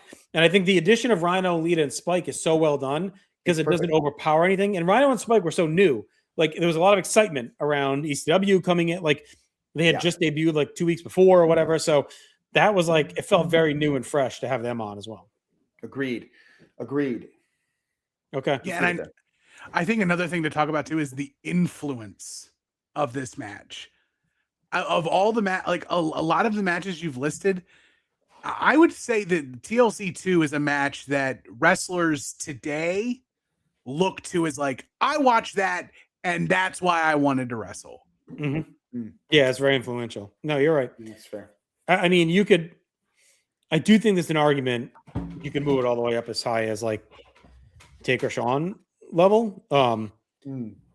Like I'm really thinking about pushing it. Maybe we should push it over Bryan and Triple H, honestly. Like I just think it, again, the Bryan, I'm fine. I think the Bryan thing is big at the moment, but not like that title reign. I don't know. Like, yeah, put it ahead of that, but I can't see it going ahead of Hogan Warrior. No, I think it's fine there. I think it's the greatest. It's probably the greatest. I know it's not a straight match, but it's the greatest match in WrestleMania history involving tag teams. Yeah, it must be. Like actual tag teams, not just like a tag team match. Okay, what's next? All right, WrestleMania 29, Taker Punk. To me, this one just kind of sneaks in. I have it at 4, so I know I'm on the lower end of it. I do think it's great. I think, Punk is fantastic. You could tell like he was pissed about his position on the card, and he goes out and airs it out. The near fall on the tombstone from Punk is like all-time moment.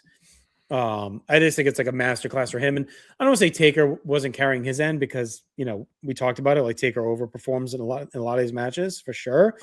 But this to me is a full-on Punk. I am dragging your ass to a fantastic match, regardless of anything else going on in this night. And I will steal the show to prove I should be in the main event. Yeah, I agree. Like I'm higher on this one at 4 3/4. The only thing that really knocked it down for me was that I just, as much as they did a good job getting us to believe Punk might win, I never fully believed it, But they did a great job selling it during the match. It was the case for it, but you already knew he was starting to get pissy. Like I don't think anyone knew he'd be gone within a year, but like, yeah. It felt like his time as being that guy was probably past. Yeah, and this is also a consolation prize for him, right? However, this one has zero importance or influence historically, other than it being a great match. So I'm comfortable starting it at the bottom and seeing what it goes ahead of. Yeah, like Taker Batista. See, as much as I struggle because that's the start of Taker's renaissance. So already it has more. This is a better match than that, I think, but not by that much. Like so the lowest single grade of any match right now is the triple threat at 41. Yeah. This is right above that because you're at 375. I'm at 4, but I'm at 5 and you're at 475, right? So like the average is the same, but that's up the list a bit. So like Taker Batista, the only stuff below that is the triple threat with the Io Sky, and then the WrestleMania 22 Money in the Bank. I feel like the Money in the Bank might be too high. No, the 22 Money in the Bank is our lowest rated match. Oh, that's the lowest one. Okay. That's at the bottom. So would you have it above that? I think I'd have it above that. And then it's Taker Batista, or is it Io Sky?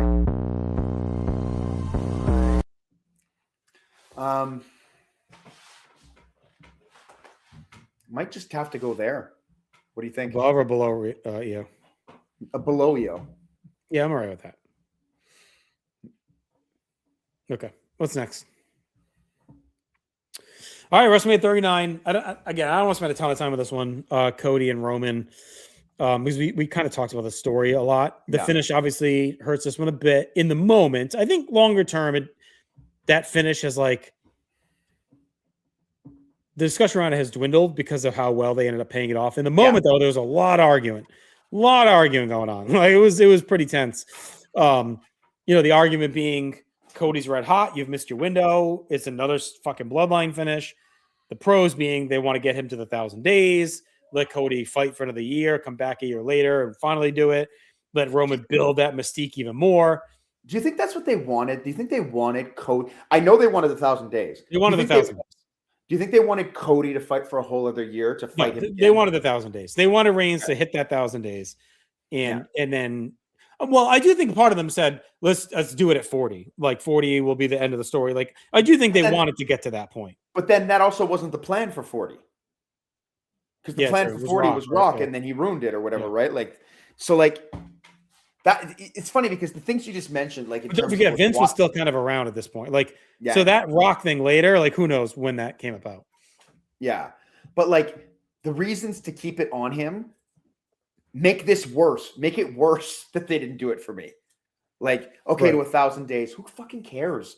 Like, nobody holds the title that long anymore anyway. Well, I do think you could argue though that Cody hadn't fought enough yet in the company to like warrant doing this now. Because he came back the year before, then he was hurt for like 6 months, 7 months, whatever it was. He had like three or four matches, big matches. Then he's out for most of the year. He wins the Rumble, then he's here. So you could argue, like, looking back at the time, it felt like I think we were so done with the bloodline kind of at that point that we just wanted to change.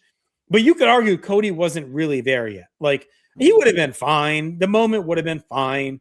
But like, you could argue he hadn't really elevated that high because he'd only been around for the year. And giving that extra year kind of cooked him up even more. Now, again, it was a roll of the dice for sure. Yeah. And the solo finish is a little bit groan-inducing. Well, that's so I agree that's a good point that he hasn't wrestled enough. Then why not just have fucking Roman beat him? Like it's the laziness of the ending that like this thing. It's the okay, well, he's gonna win again. Here's a thumb to the throat, and it's done. And that's the ending of every match for 4 years. Yeah, that's the issue. Something bigger than that would have been much more warranted. Yeah, or just have Roman beat him. And then Cody has to spend the next year getting better so that he can come back and it actually parallels his dad a bit more. And it's not really their fault, but it's also like, it's such a stacked Mania that it doesn't necessarily stand out as much as like the best match on one of the best in-ring Manias ever. Cause you got the Gunther match. We get another match we're going to talk about shortly. Like, it's a really loaded in-ring show. And the crowd does piss on it a bit at the end live. That said, like, I don't think it's like you're at a 4, I'm at 4 3/4. Where would you put this versus the 41 main event? The Cody, I mean the Roman Punk, Well, like I said, like I don't care for that match. So I think I think this is higher than that. Yeah. I think it means more than that. Yeah, agreed. How about Sean Vince would be next? It probably needs to go ahead of Sean Vince, as much as it pains me. I would agree. I would have it above Kofi Bryan as well. Yes. I would have it above Money in the Bank. I don't know. Well, and then next would be Gunther. So same show. I like having Gunther ahead of it. I think that's good.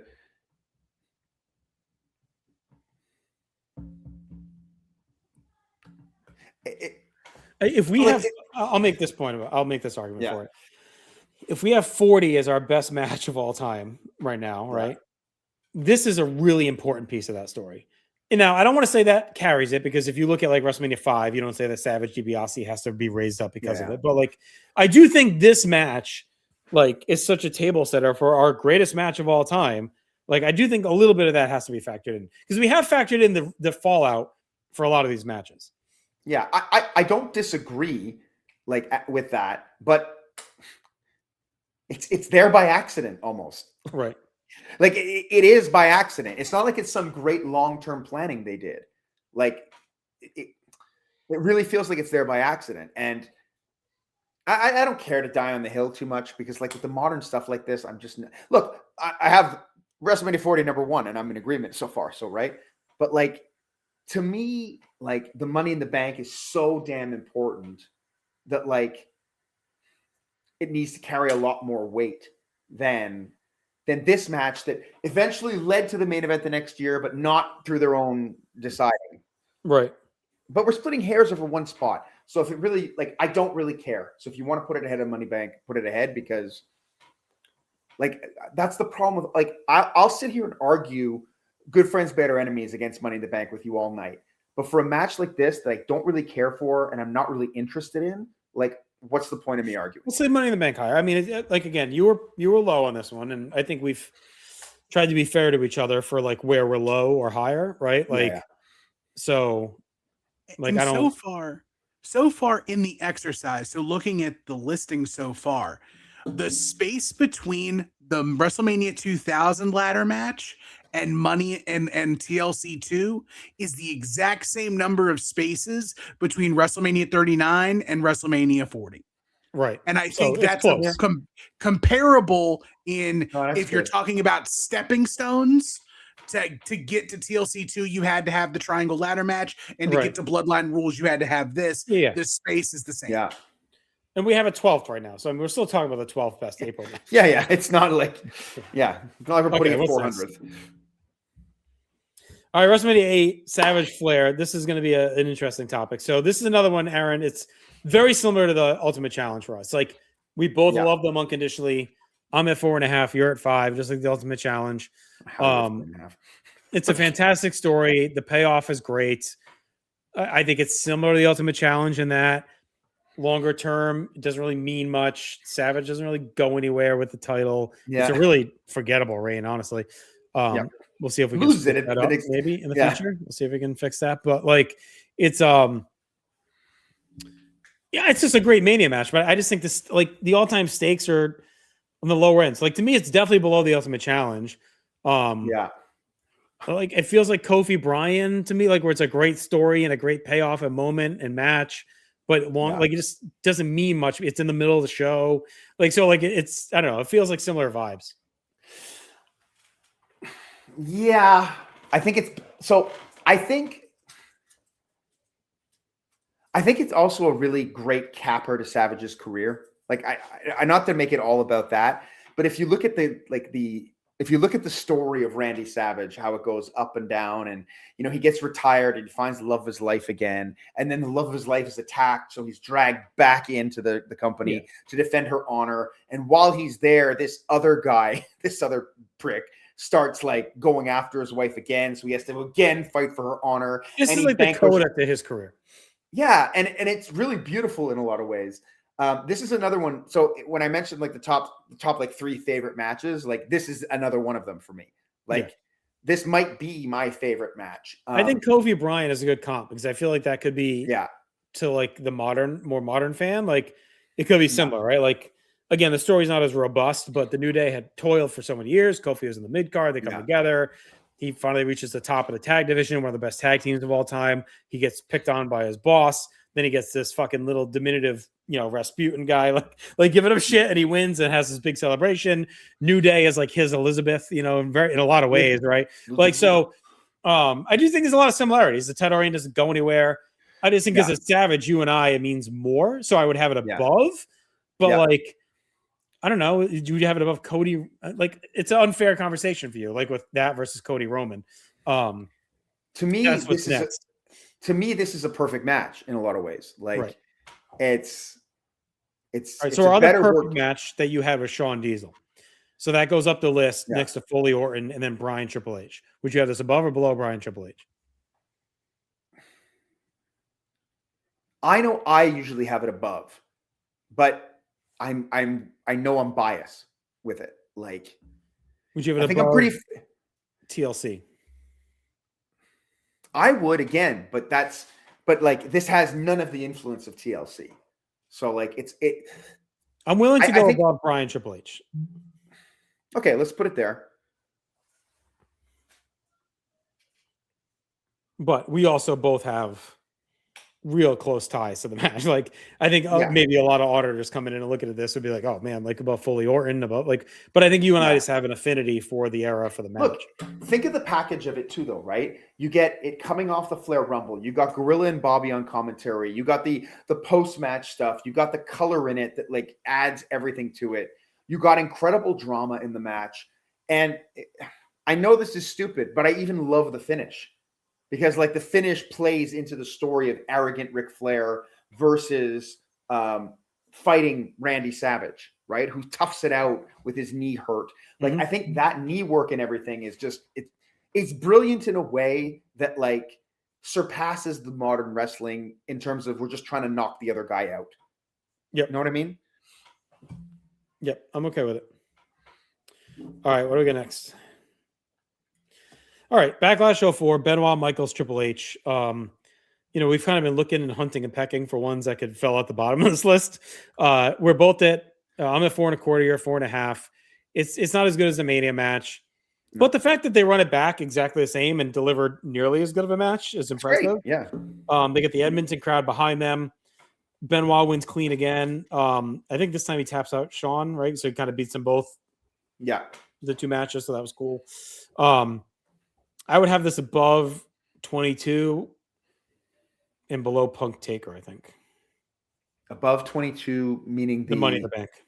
Oh, yeah, I'm fine with it there. Because ultimately they're just running it back, which, I mean, they're running back a great match, but doesn't mean much.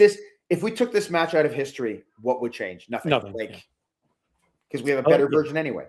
I like Punk Taker better, so. Yeah. All right. That was easy. So we got 3 left. Oh, that's it? That's it. 40, Zayn, Gunther, IC title. This was a big point of contention when Ryan and I did the IC title pay-per-view matches. I know I'm higher on this, I think, than most, but I really love the story, even though as someone argued in the chat that night when we did that live countdown that this was really Gable's story and not Zayn's story, and they kind of insert Zayn late in the go, but it's still fantastic. I have it at 4.5. You have it at 4.5. It's Gunther's first loss. So I'll ask you this question because I asked this to the folks watching at the time. Does Gunther losing other matches after this affect this for you in any way that this was like the big loss at the time? I don't think so. Yeah. I don't think so. But I really struggle, and maybe this isn't fair. I really struggle with the believability of Sammy beating him. Yeah. Like based on all the guys, like Drew couldn't beat him, Sheamus couldn't beat him, like all these monsters couldn't beat him. And I love Sami Zayn. I think he's an all-time talent, but there's just something there that doesn't register. It also feels you could argue that again, it didn't feel as earned because of the Gable aspect of it. That it really felt like this was going to be Gable Gunther Mania. Like I remember being shocked when they switched it to Sammy, and it really felt like they did it because Sammy had nothing else to do, and they feel like he's got to be a Mania. Now, is it as over with Gable? I don't know. On that stage, he had already had a million chances, so maybe not. But this to me feels like a lower stakes version of the 39 IC title match, just with a better story. So, how would you stack those two together? The Gunther triple threat versus this. I mean, for me, the Gunther triple threat is substantially higher, I think. All right, this versus Money in the Bank. The first Money in the Bank? I'd have the first Money in the Bank ahead of it. This versus Cody Roman at 39. It's a little worse match, but you get the better finish. Yeah. I think that might be where it lands for me. Well, then Kofi Bryan would be next.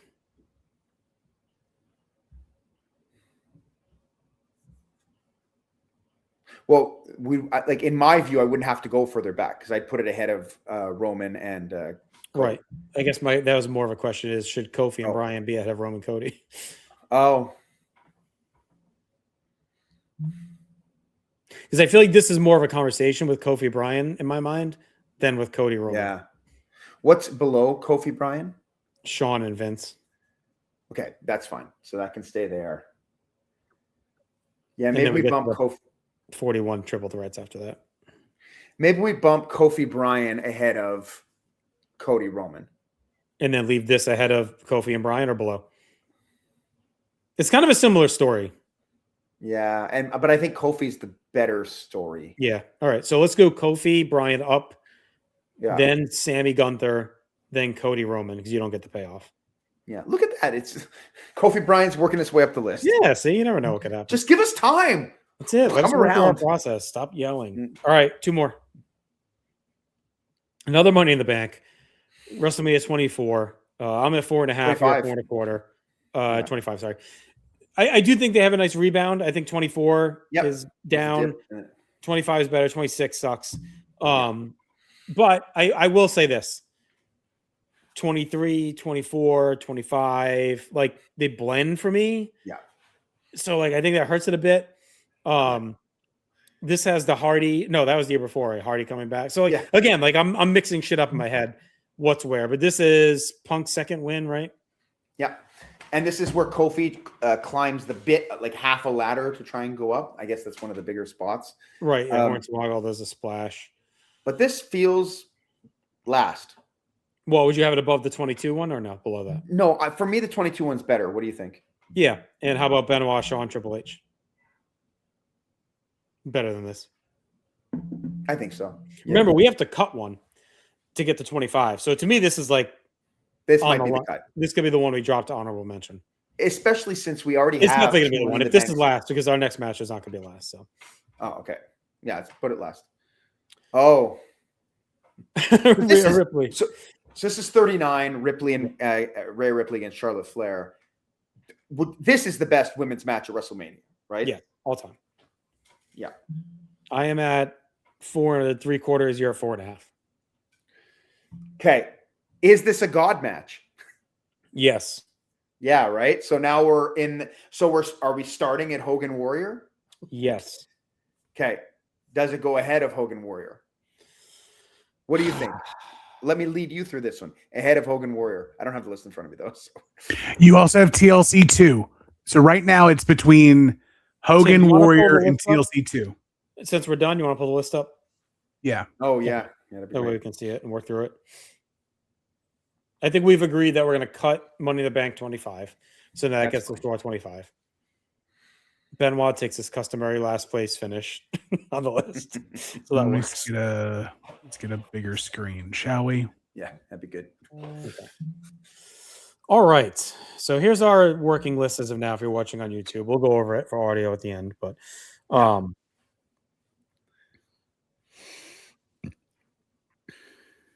man, like so purely by grade, I have it higher than Hogan Warrior. So that's one. I don't see it going above Shawn and Taker. No, and I don't. Are you confident with it ahead of TLC?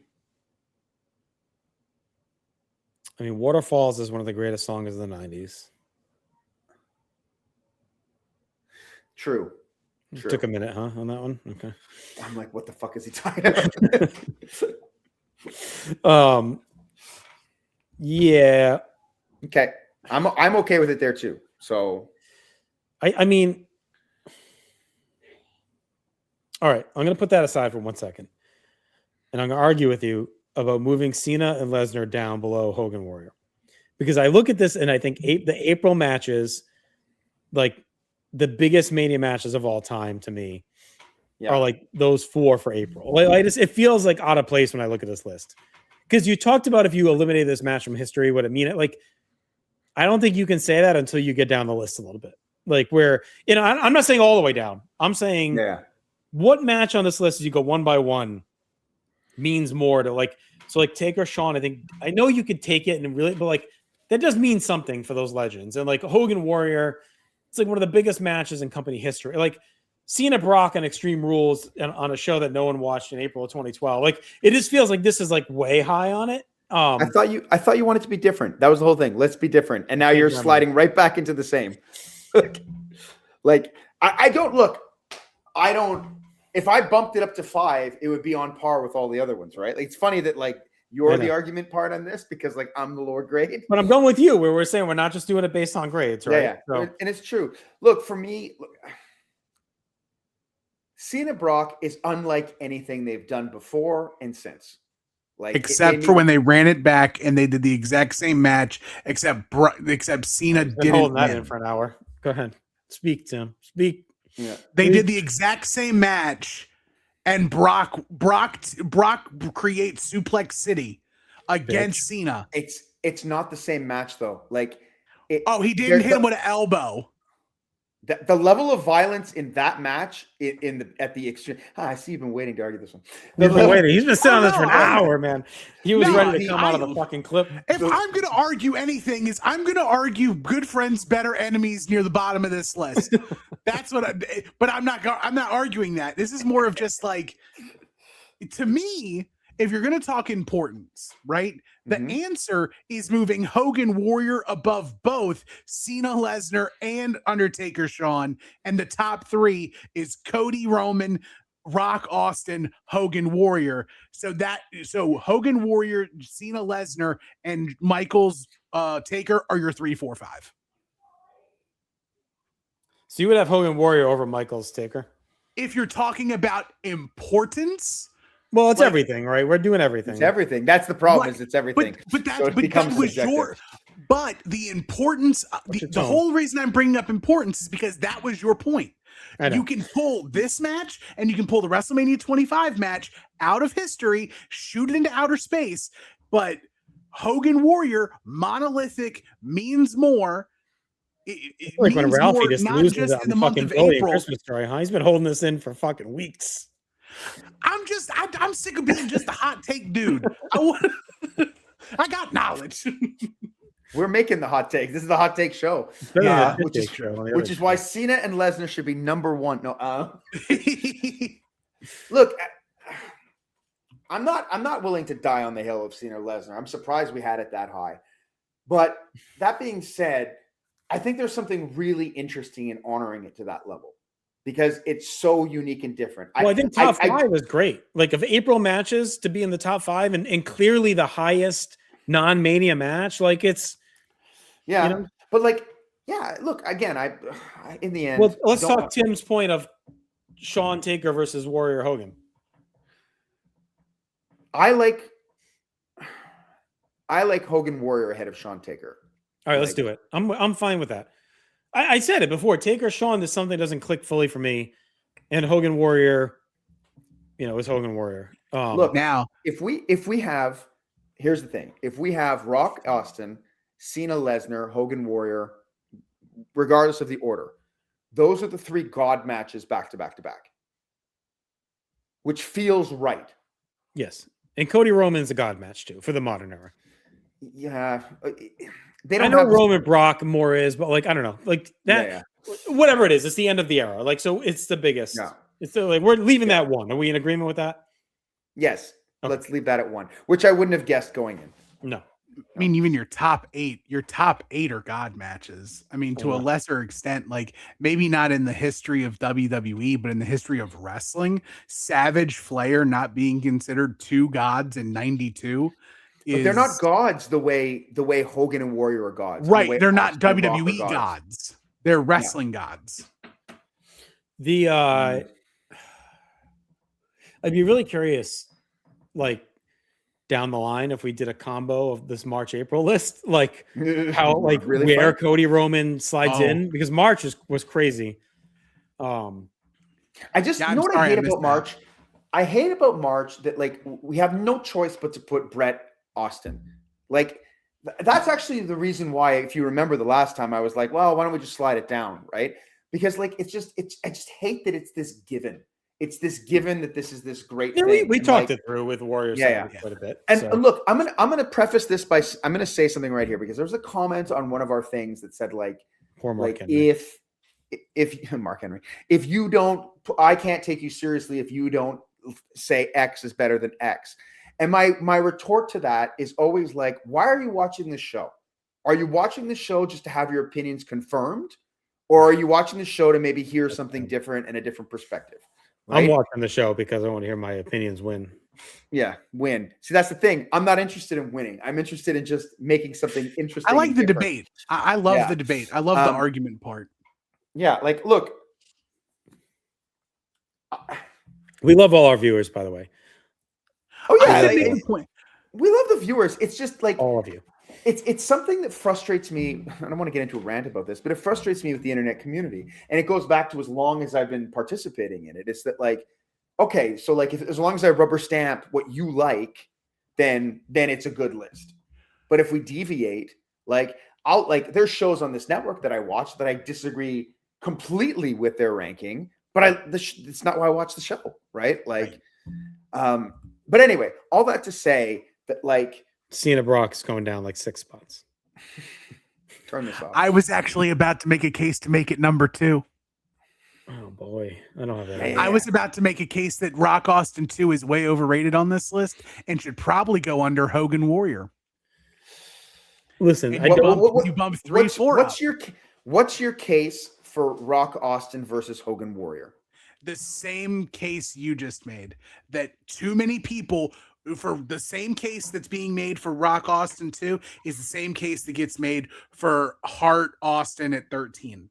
Like, it's just taken that it is the main event of the greatest WrestleMania of all time. It's the greatest WrestleMania main event until Cody Roman, but I don't even think it's that great comparatively to other Manias.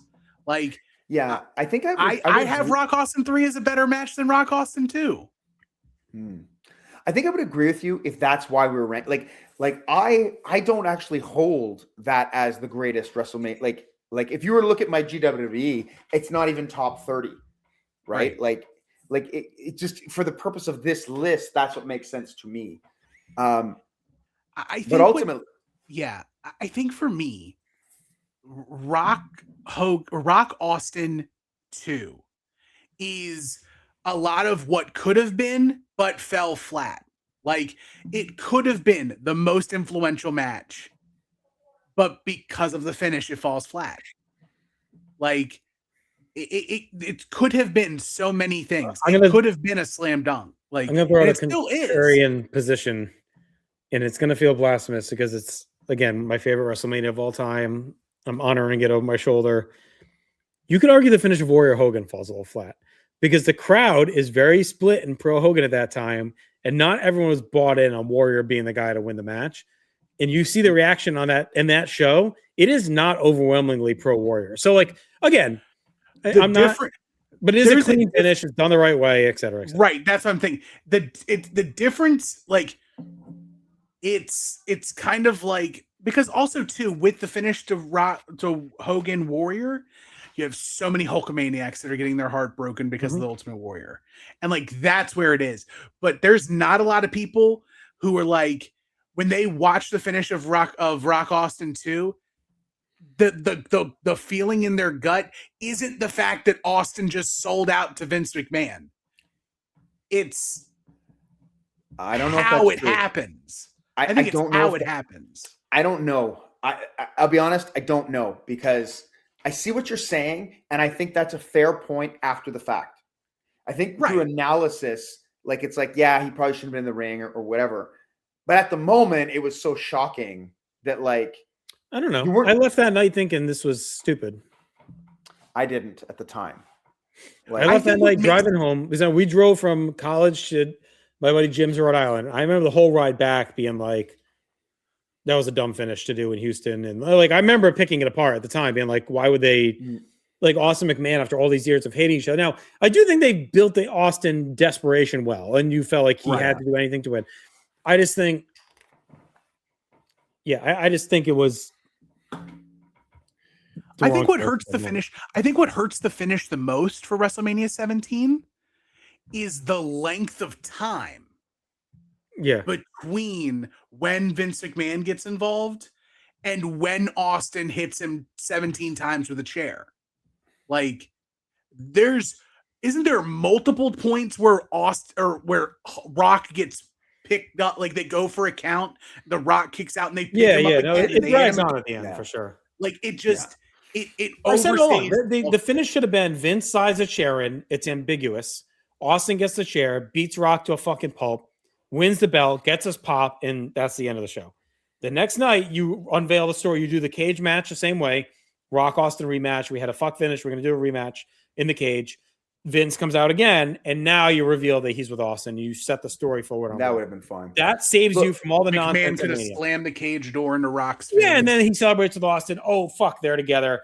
Because you can spend that whole Raw asking, is Austin McMahon really together? Like, or are we reading too much into it? You know, like, but at least you give Austin his moment in Houston on that night, right?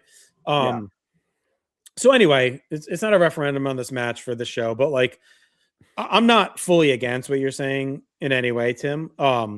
That are we just bumping it? When you look at the aggregate grade, it's we have a lot that you could argue is higher than it. My gut right now tells me the top 6 should be Cody Roman, Rock Austin, Hogan Warrior, Cena Brock, Taker Shawn, Charlotte Rhea. And that to me is your top cut. You want to switch Hogan Warrior and Cena Brock? Yes. And I think you could argue Cena Brock versus Taker Michaels. I think you and I prefer the type of match that Cena Brock was. Look. And Taker Shawn also loses, like, we've been talking about the moment and the pageantry. Taker Shawn has some of that, but not being the main event or given that opportunity does, to me, a little bit bring it down. Like, it's not the main event, the biggest match of the night, whereas I think those other 3 are. Here's the thing. In the end, it's all subjective, and we're at the 2-hour mark, right?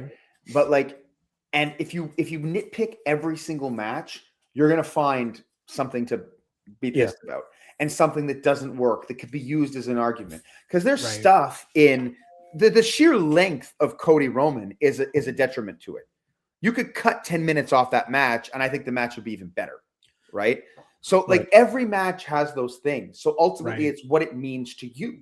Right. Well, and here's what I like too. Like, if you look at this list, and I just confirmed, I believe the top 3 matches are Mania closing main events. Yeah. Everything after that, we do not have another Mania main event on this list. Wow. Now, Punk Reigns Rollins is a night 1 main event. Doesn't count. Everything else. Oh, I'm sorry, Cody Roman from 39. That's the only other one. But everything else is like technically.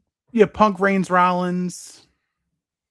Yeah, that was night 1 though, so I don't count it. To me, the night 2 is what they really go with that's their biggest match. Yeah, that's their main event. So besides Cody Roman at 39, which we've talked about its flaws, I like these 3 being at the top because to me these are the 3 marquee matches of your biggest show in April. These are and you look at the eras, I think it's nice. It's like Hogan Warrior is kind of actually it's perfect. It's like Hogan Warrior is the end of the golden era.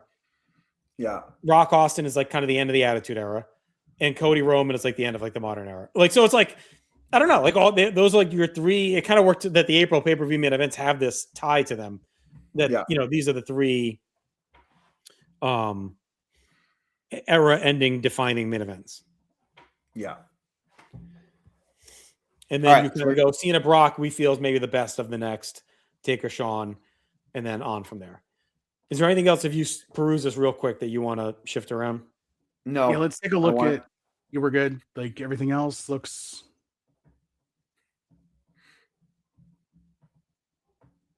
Yeah, I think so. I mean, honestly, I think we should just live with it. Like, we should just live with the choices we made because we're at the 2-hour mark, and like, I'll take all the criticism in the comments. I don't care. Like, no, I don't think there's anything egregious here. I mean, no, me neither. No. Like, look, in the end, it's just a different take.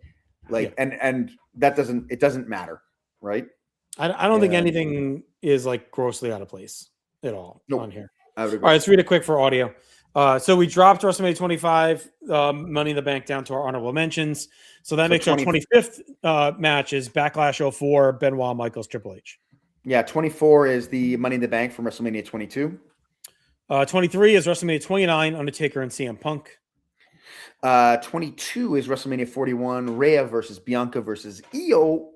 Number 21 is WrestleMania 23, Undertaker versus Batista. Number 20 is the much maligned triangle ladder match from WrestleMania 2000. This is probably one of the ones you could really argue like we're off, because that's our highest aggregate grade that's like this low. I mean, it's our 20th best match, and we both have it at 5. So this is how it broke. WrestleMania 21 is up next with Angle versus Michaels. 18 is WrestleMania 41, the triple threat, Punk, Reigns, and Rollins. Number 17 is WrestleMania 22, Michaels, McMahon. Yeah. Number 16 is WrestleMania 39, Cody Rhodes versus Roman Reigns. Number 15, WrestleMania 40, Sami Zayn versus Gunther. Number 14, Kofi Kingston versus Daniel Bryan, WrestleMania 35. That was one of the ones that moved around the most for sure. Number 13 is the inaugural Money in the Bank from WrestleMania 21. Good. Number 12 is Drew versus Sheamus versus Gunther from WrestleMania 39. I mean, pretty high there. Backlash 04, Mick Foley versus Randy Orton checks in at number 11. And number 10, the much maligned Good Friends, Better Enemies, Shawn Michaels and Diesel from 96. I'd say that's one you could argue those two should be flipped. But WrestleMania 30 is at number 9. That's Daniel Bryan and Triple H. Number 8, I think it's my 8th best match of all time too. Randy Savage versus Ric Flair from WrestleMania 8. Number 7, WrestleMania 17, Dudley's, Hardy's, Edge and Christian, TLC at 5. 5 for all of us. Number 6, Charlotte Flair versus Rhea Ripley from WrestleMania 39. Yep, greatest women's match in Mania history. Maybe company history. Maybe Rhea EO from Evolution was added at 5. The Bailey and Sasha. Yeah, that's it. Brooklyn is probably up there too. Yeah. All right, number 5 is WrestleMania 25, Undertaker, Shawn Michaels, which you talked about wanting a different list. I think that having that at 5 is like probably different than what a lot of people would have. Yeah, I would agree. Number 4, speaking of different, Extreme Rules 2012, John Cena versus Brock Lesnar bloodbath. Yep. And number 3 is WrestleMania 6, Hulk Hogan versus the Ultimate Warrior. Number 2, WrestleMania 17, The Rock versus Steve Austin. In our greatest April pay-per-view match of all time, Cody Rhodes, Roman Reigns, WrestleMania 40. So look, I think going in, this is probably not exactly what you would think. So I do think we did a good job of being a little bit different with this list for sure. All right, we'll be back in 2 weeks with an episode of No Holds Barred. I want to thank everyone for watching, for commenting, liking, loving, subscribing. We appreciate you. Until then, the Dookie's been dropped. We'll talk to you in a couple weeks. See you later, jockass.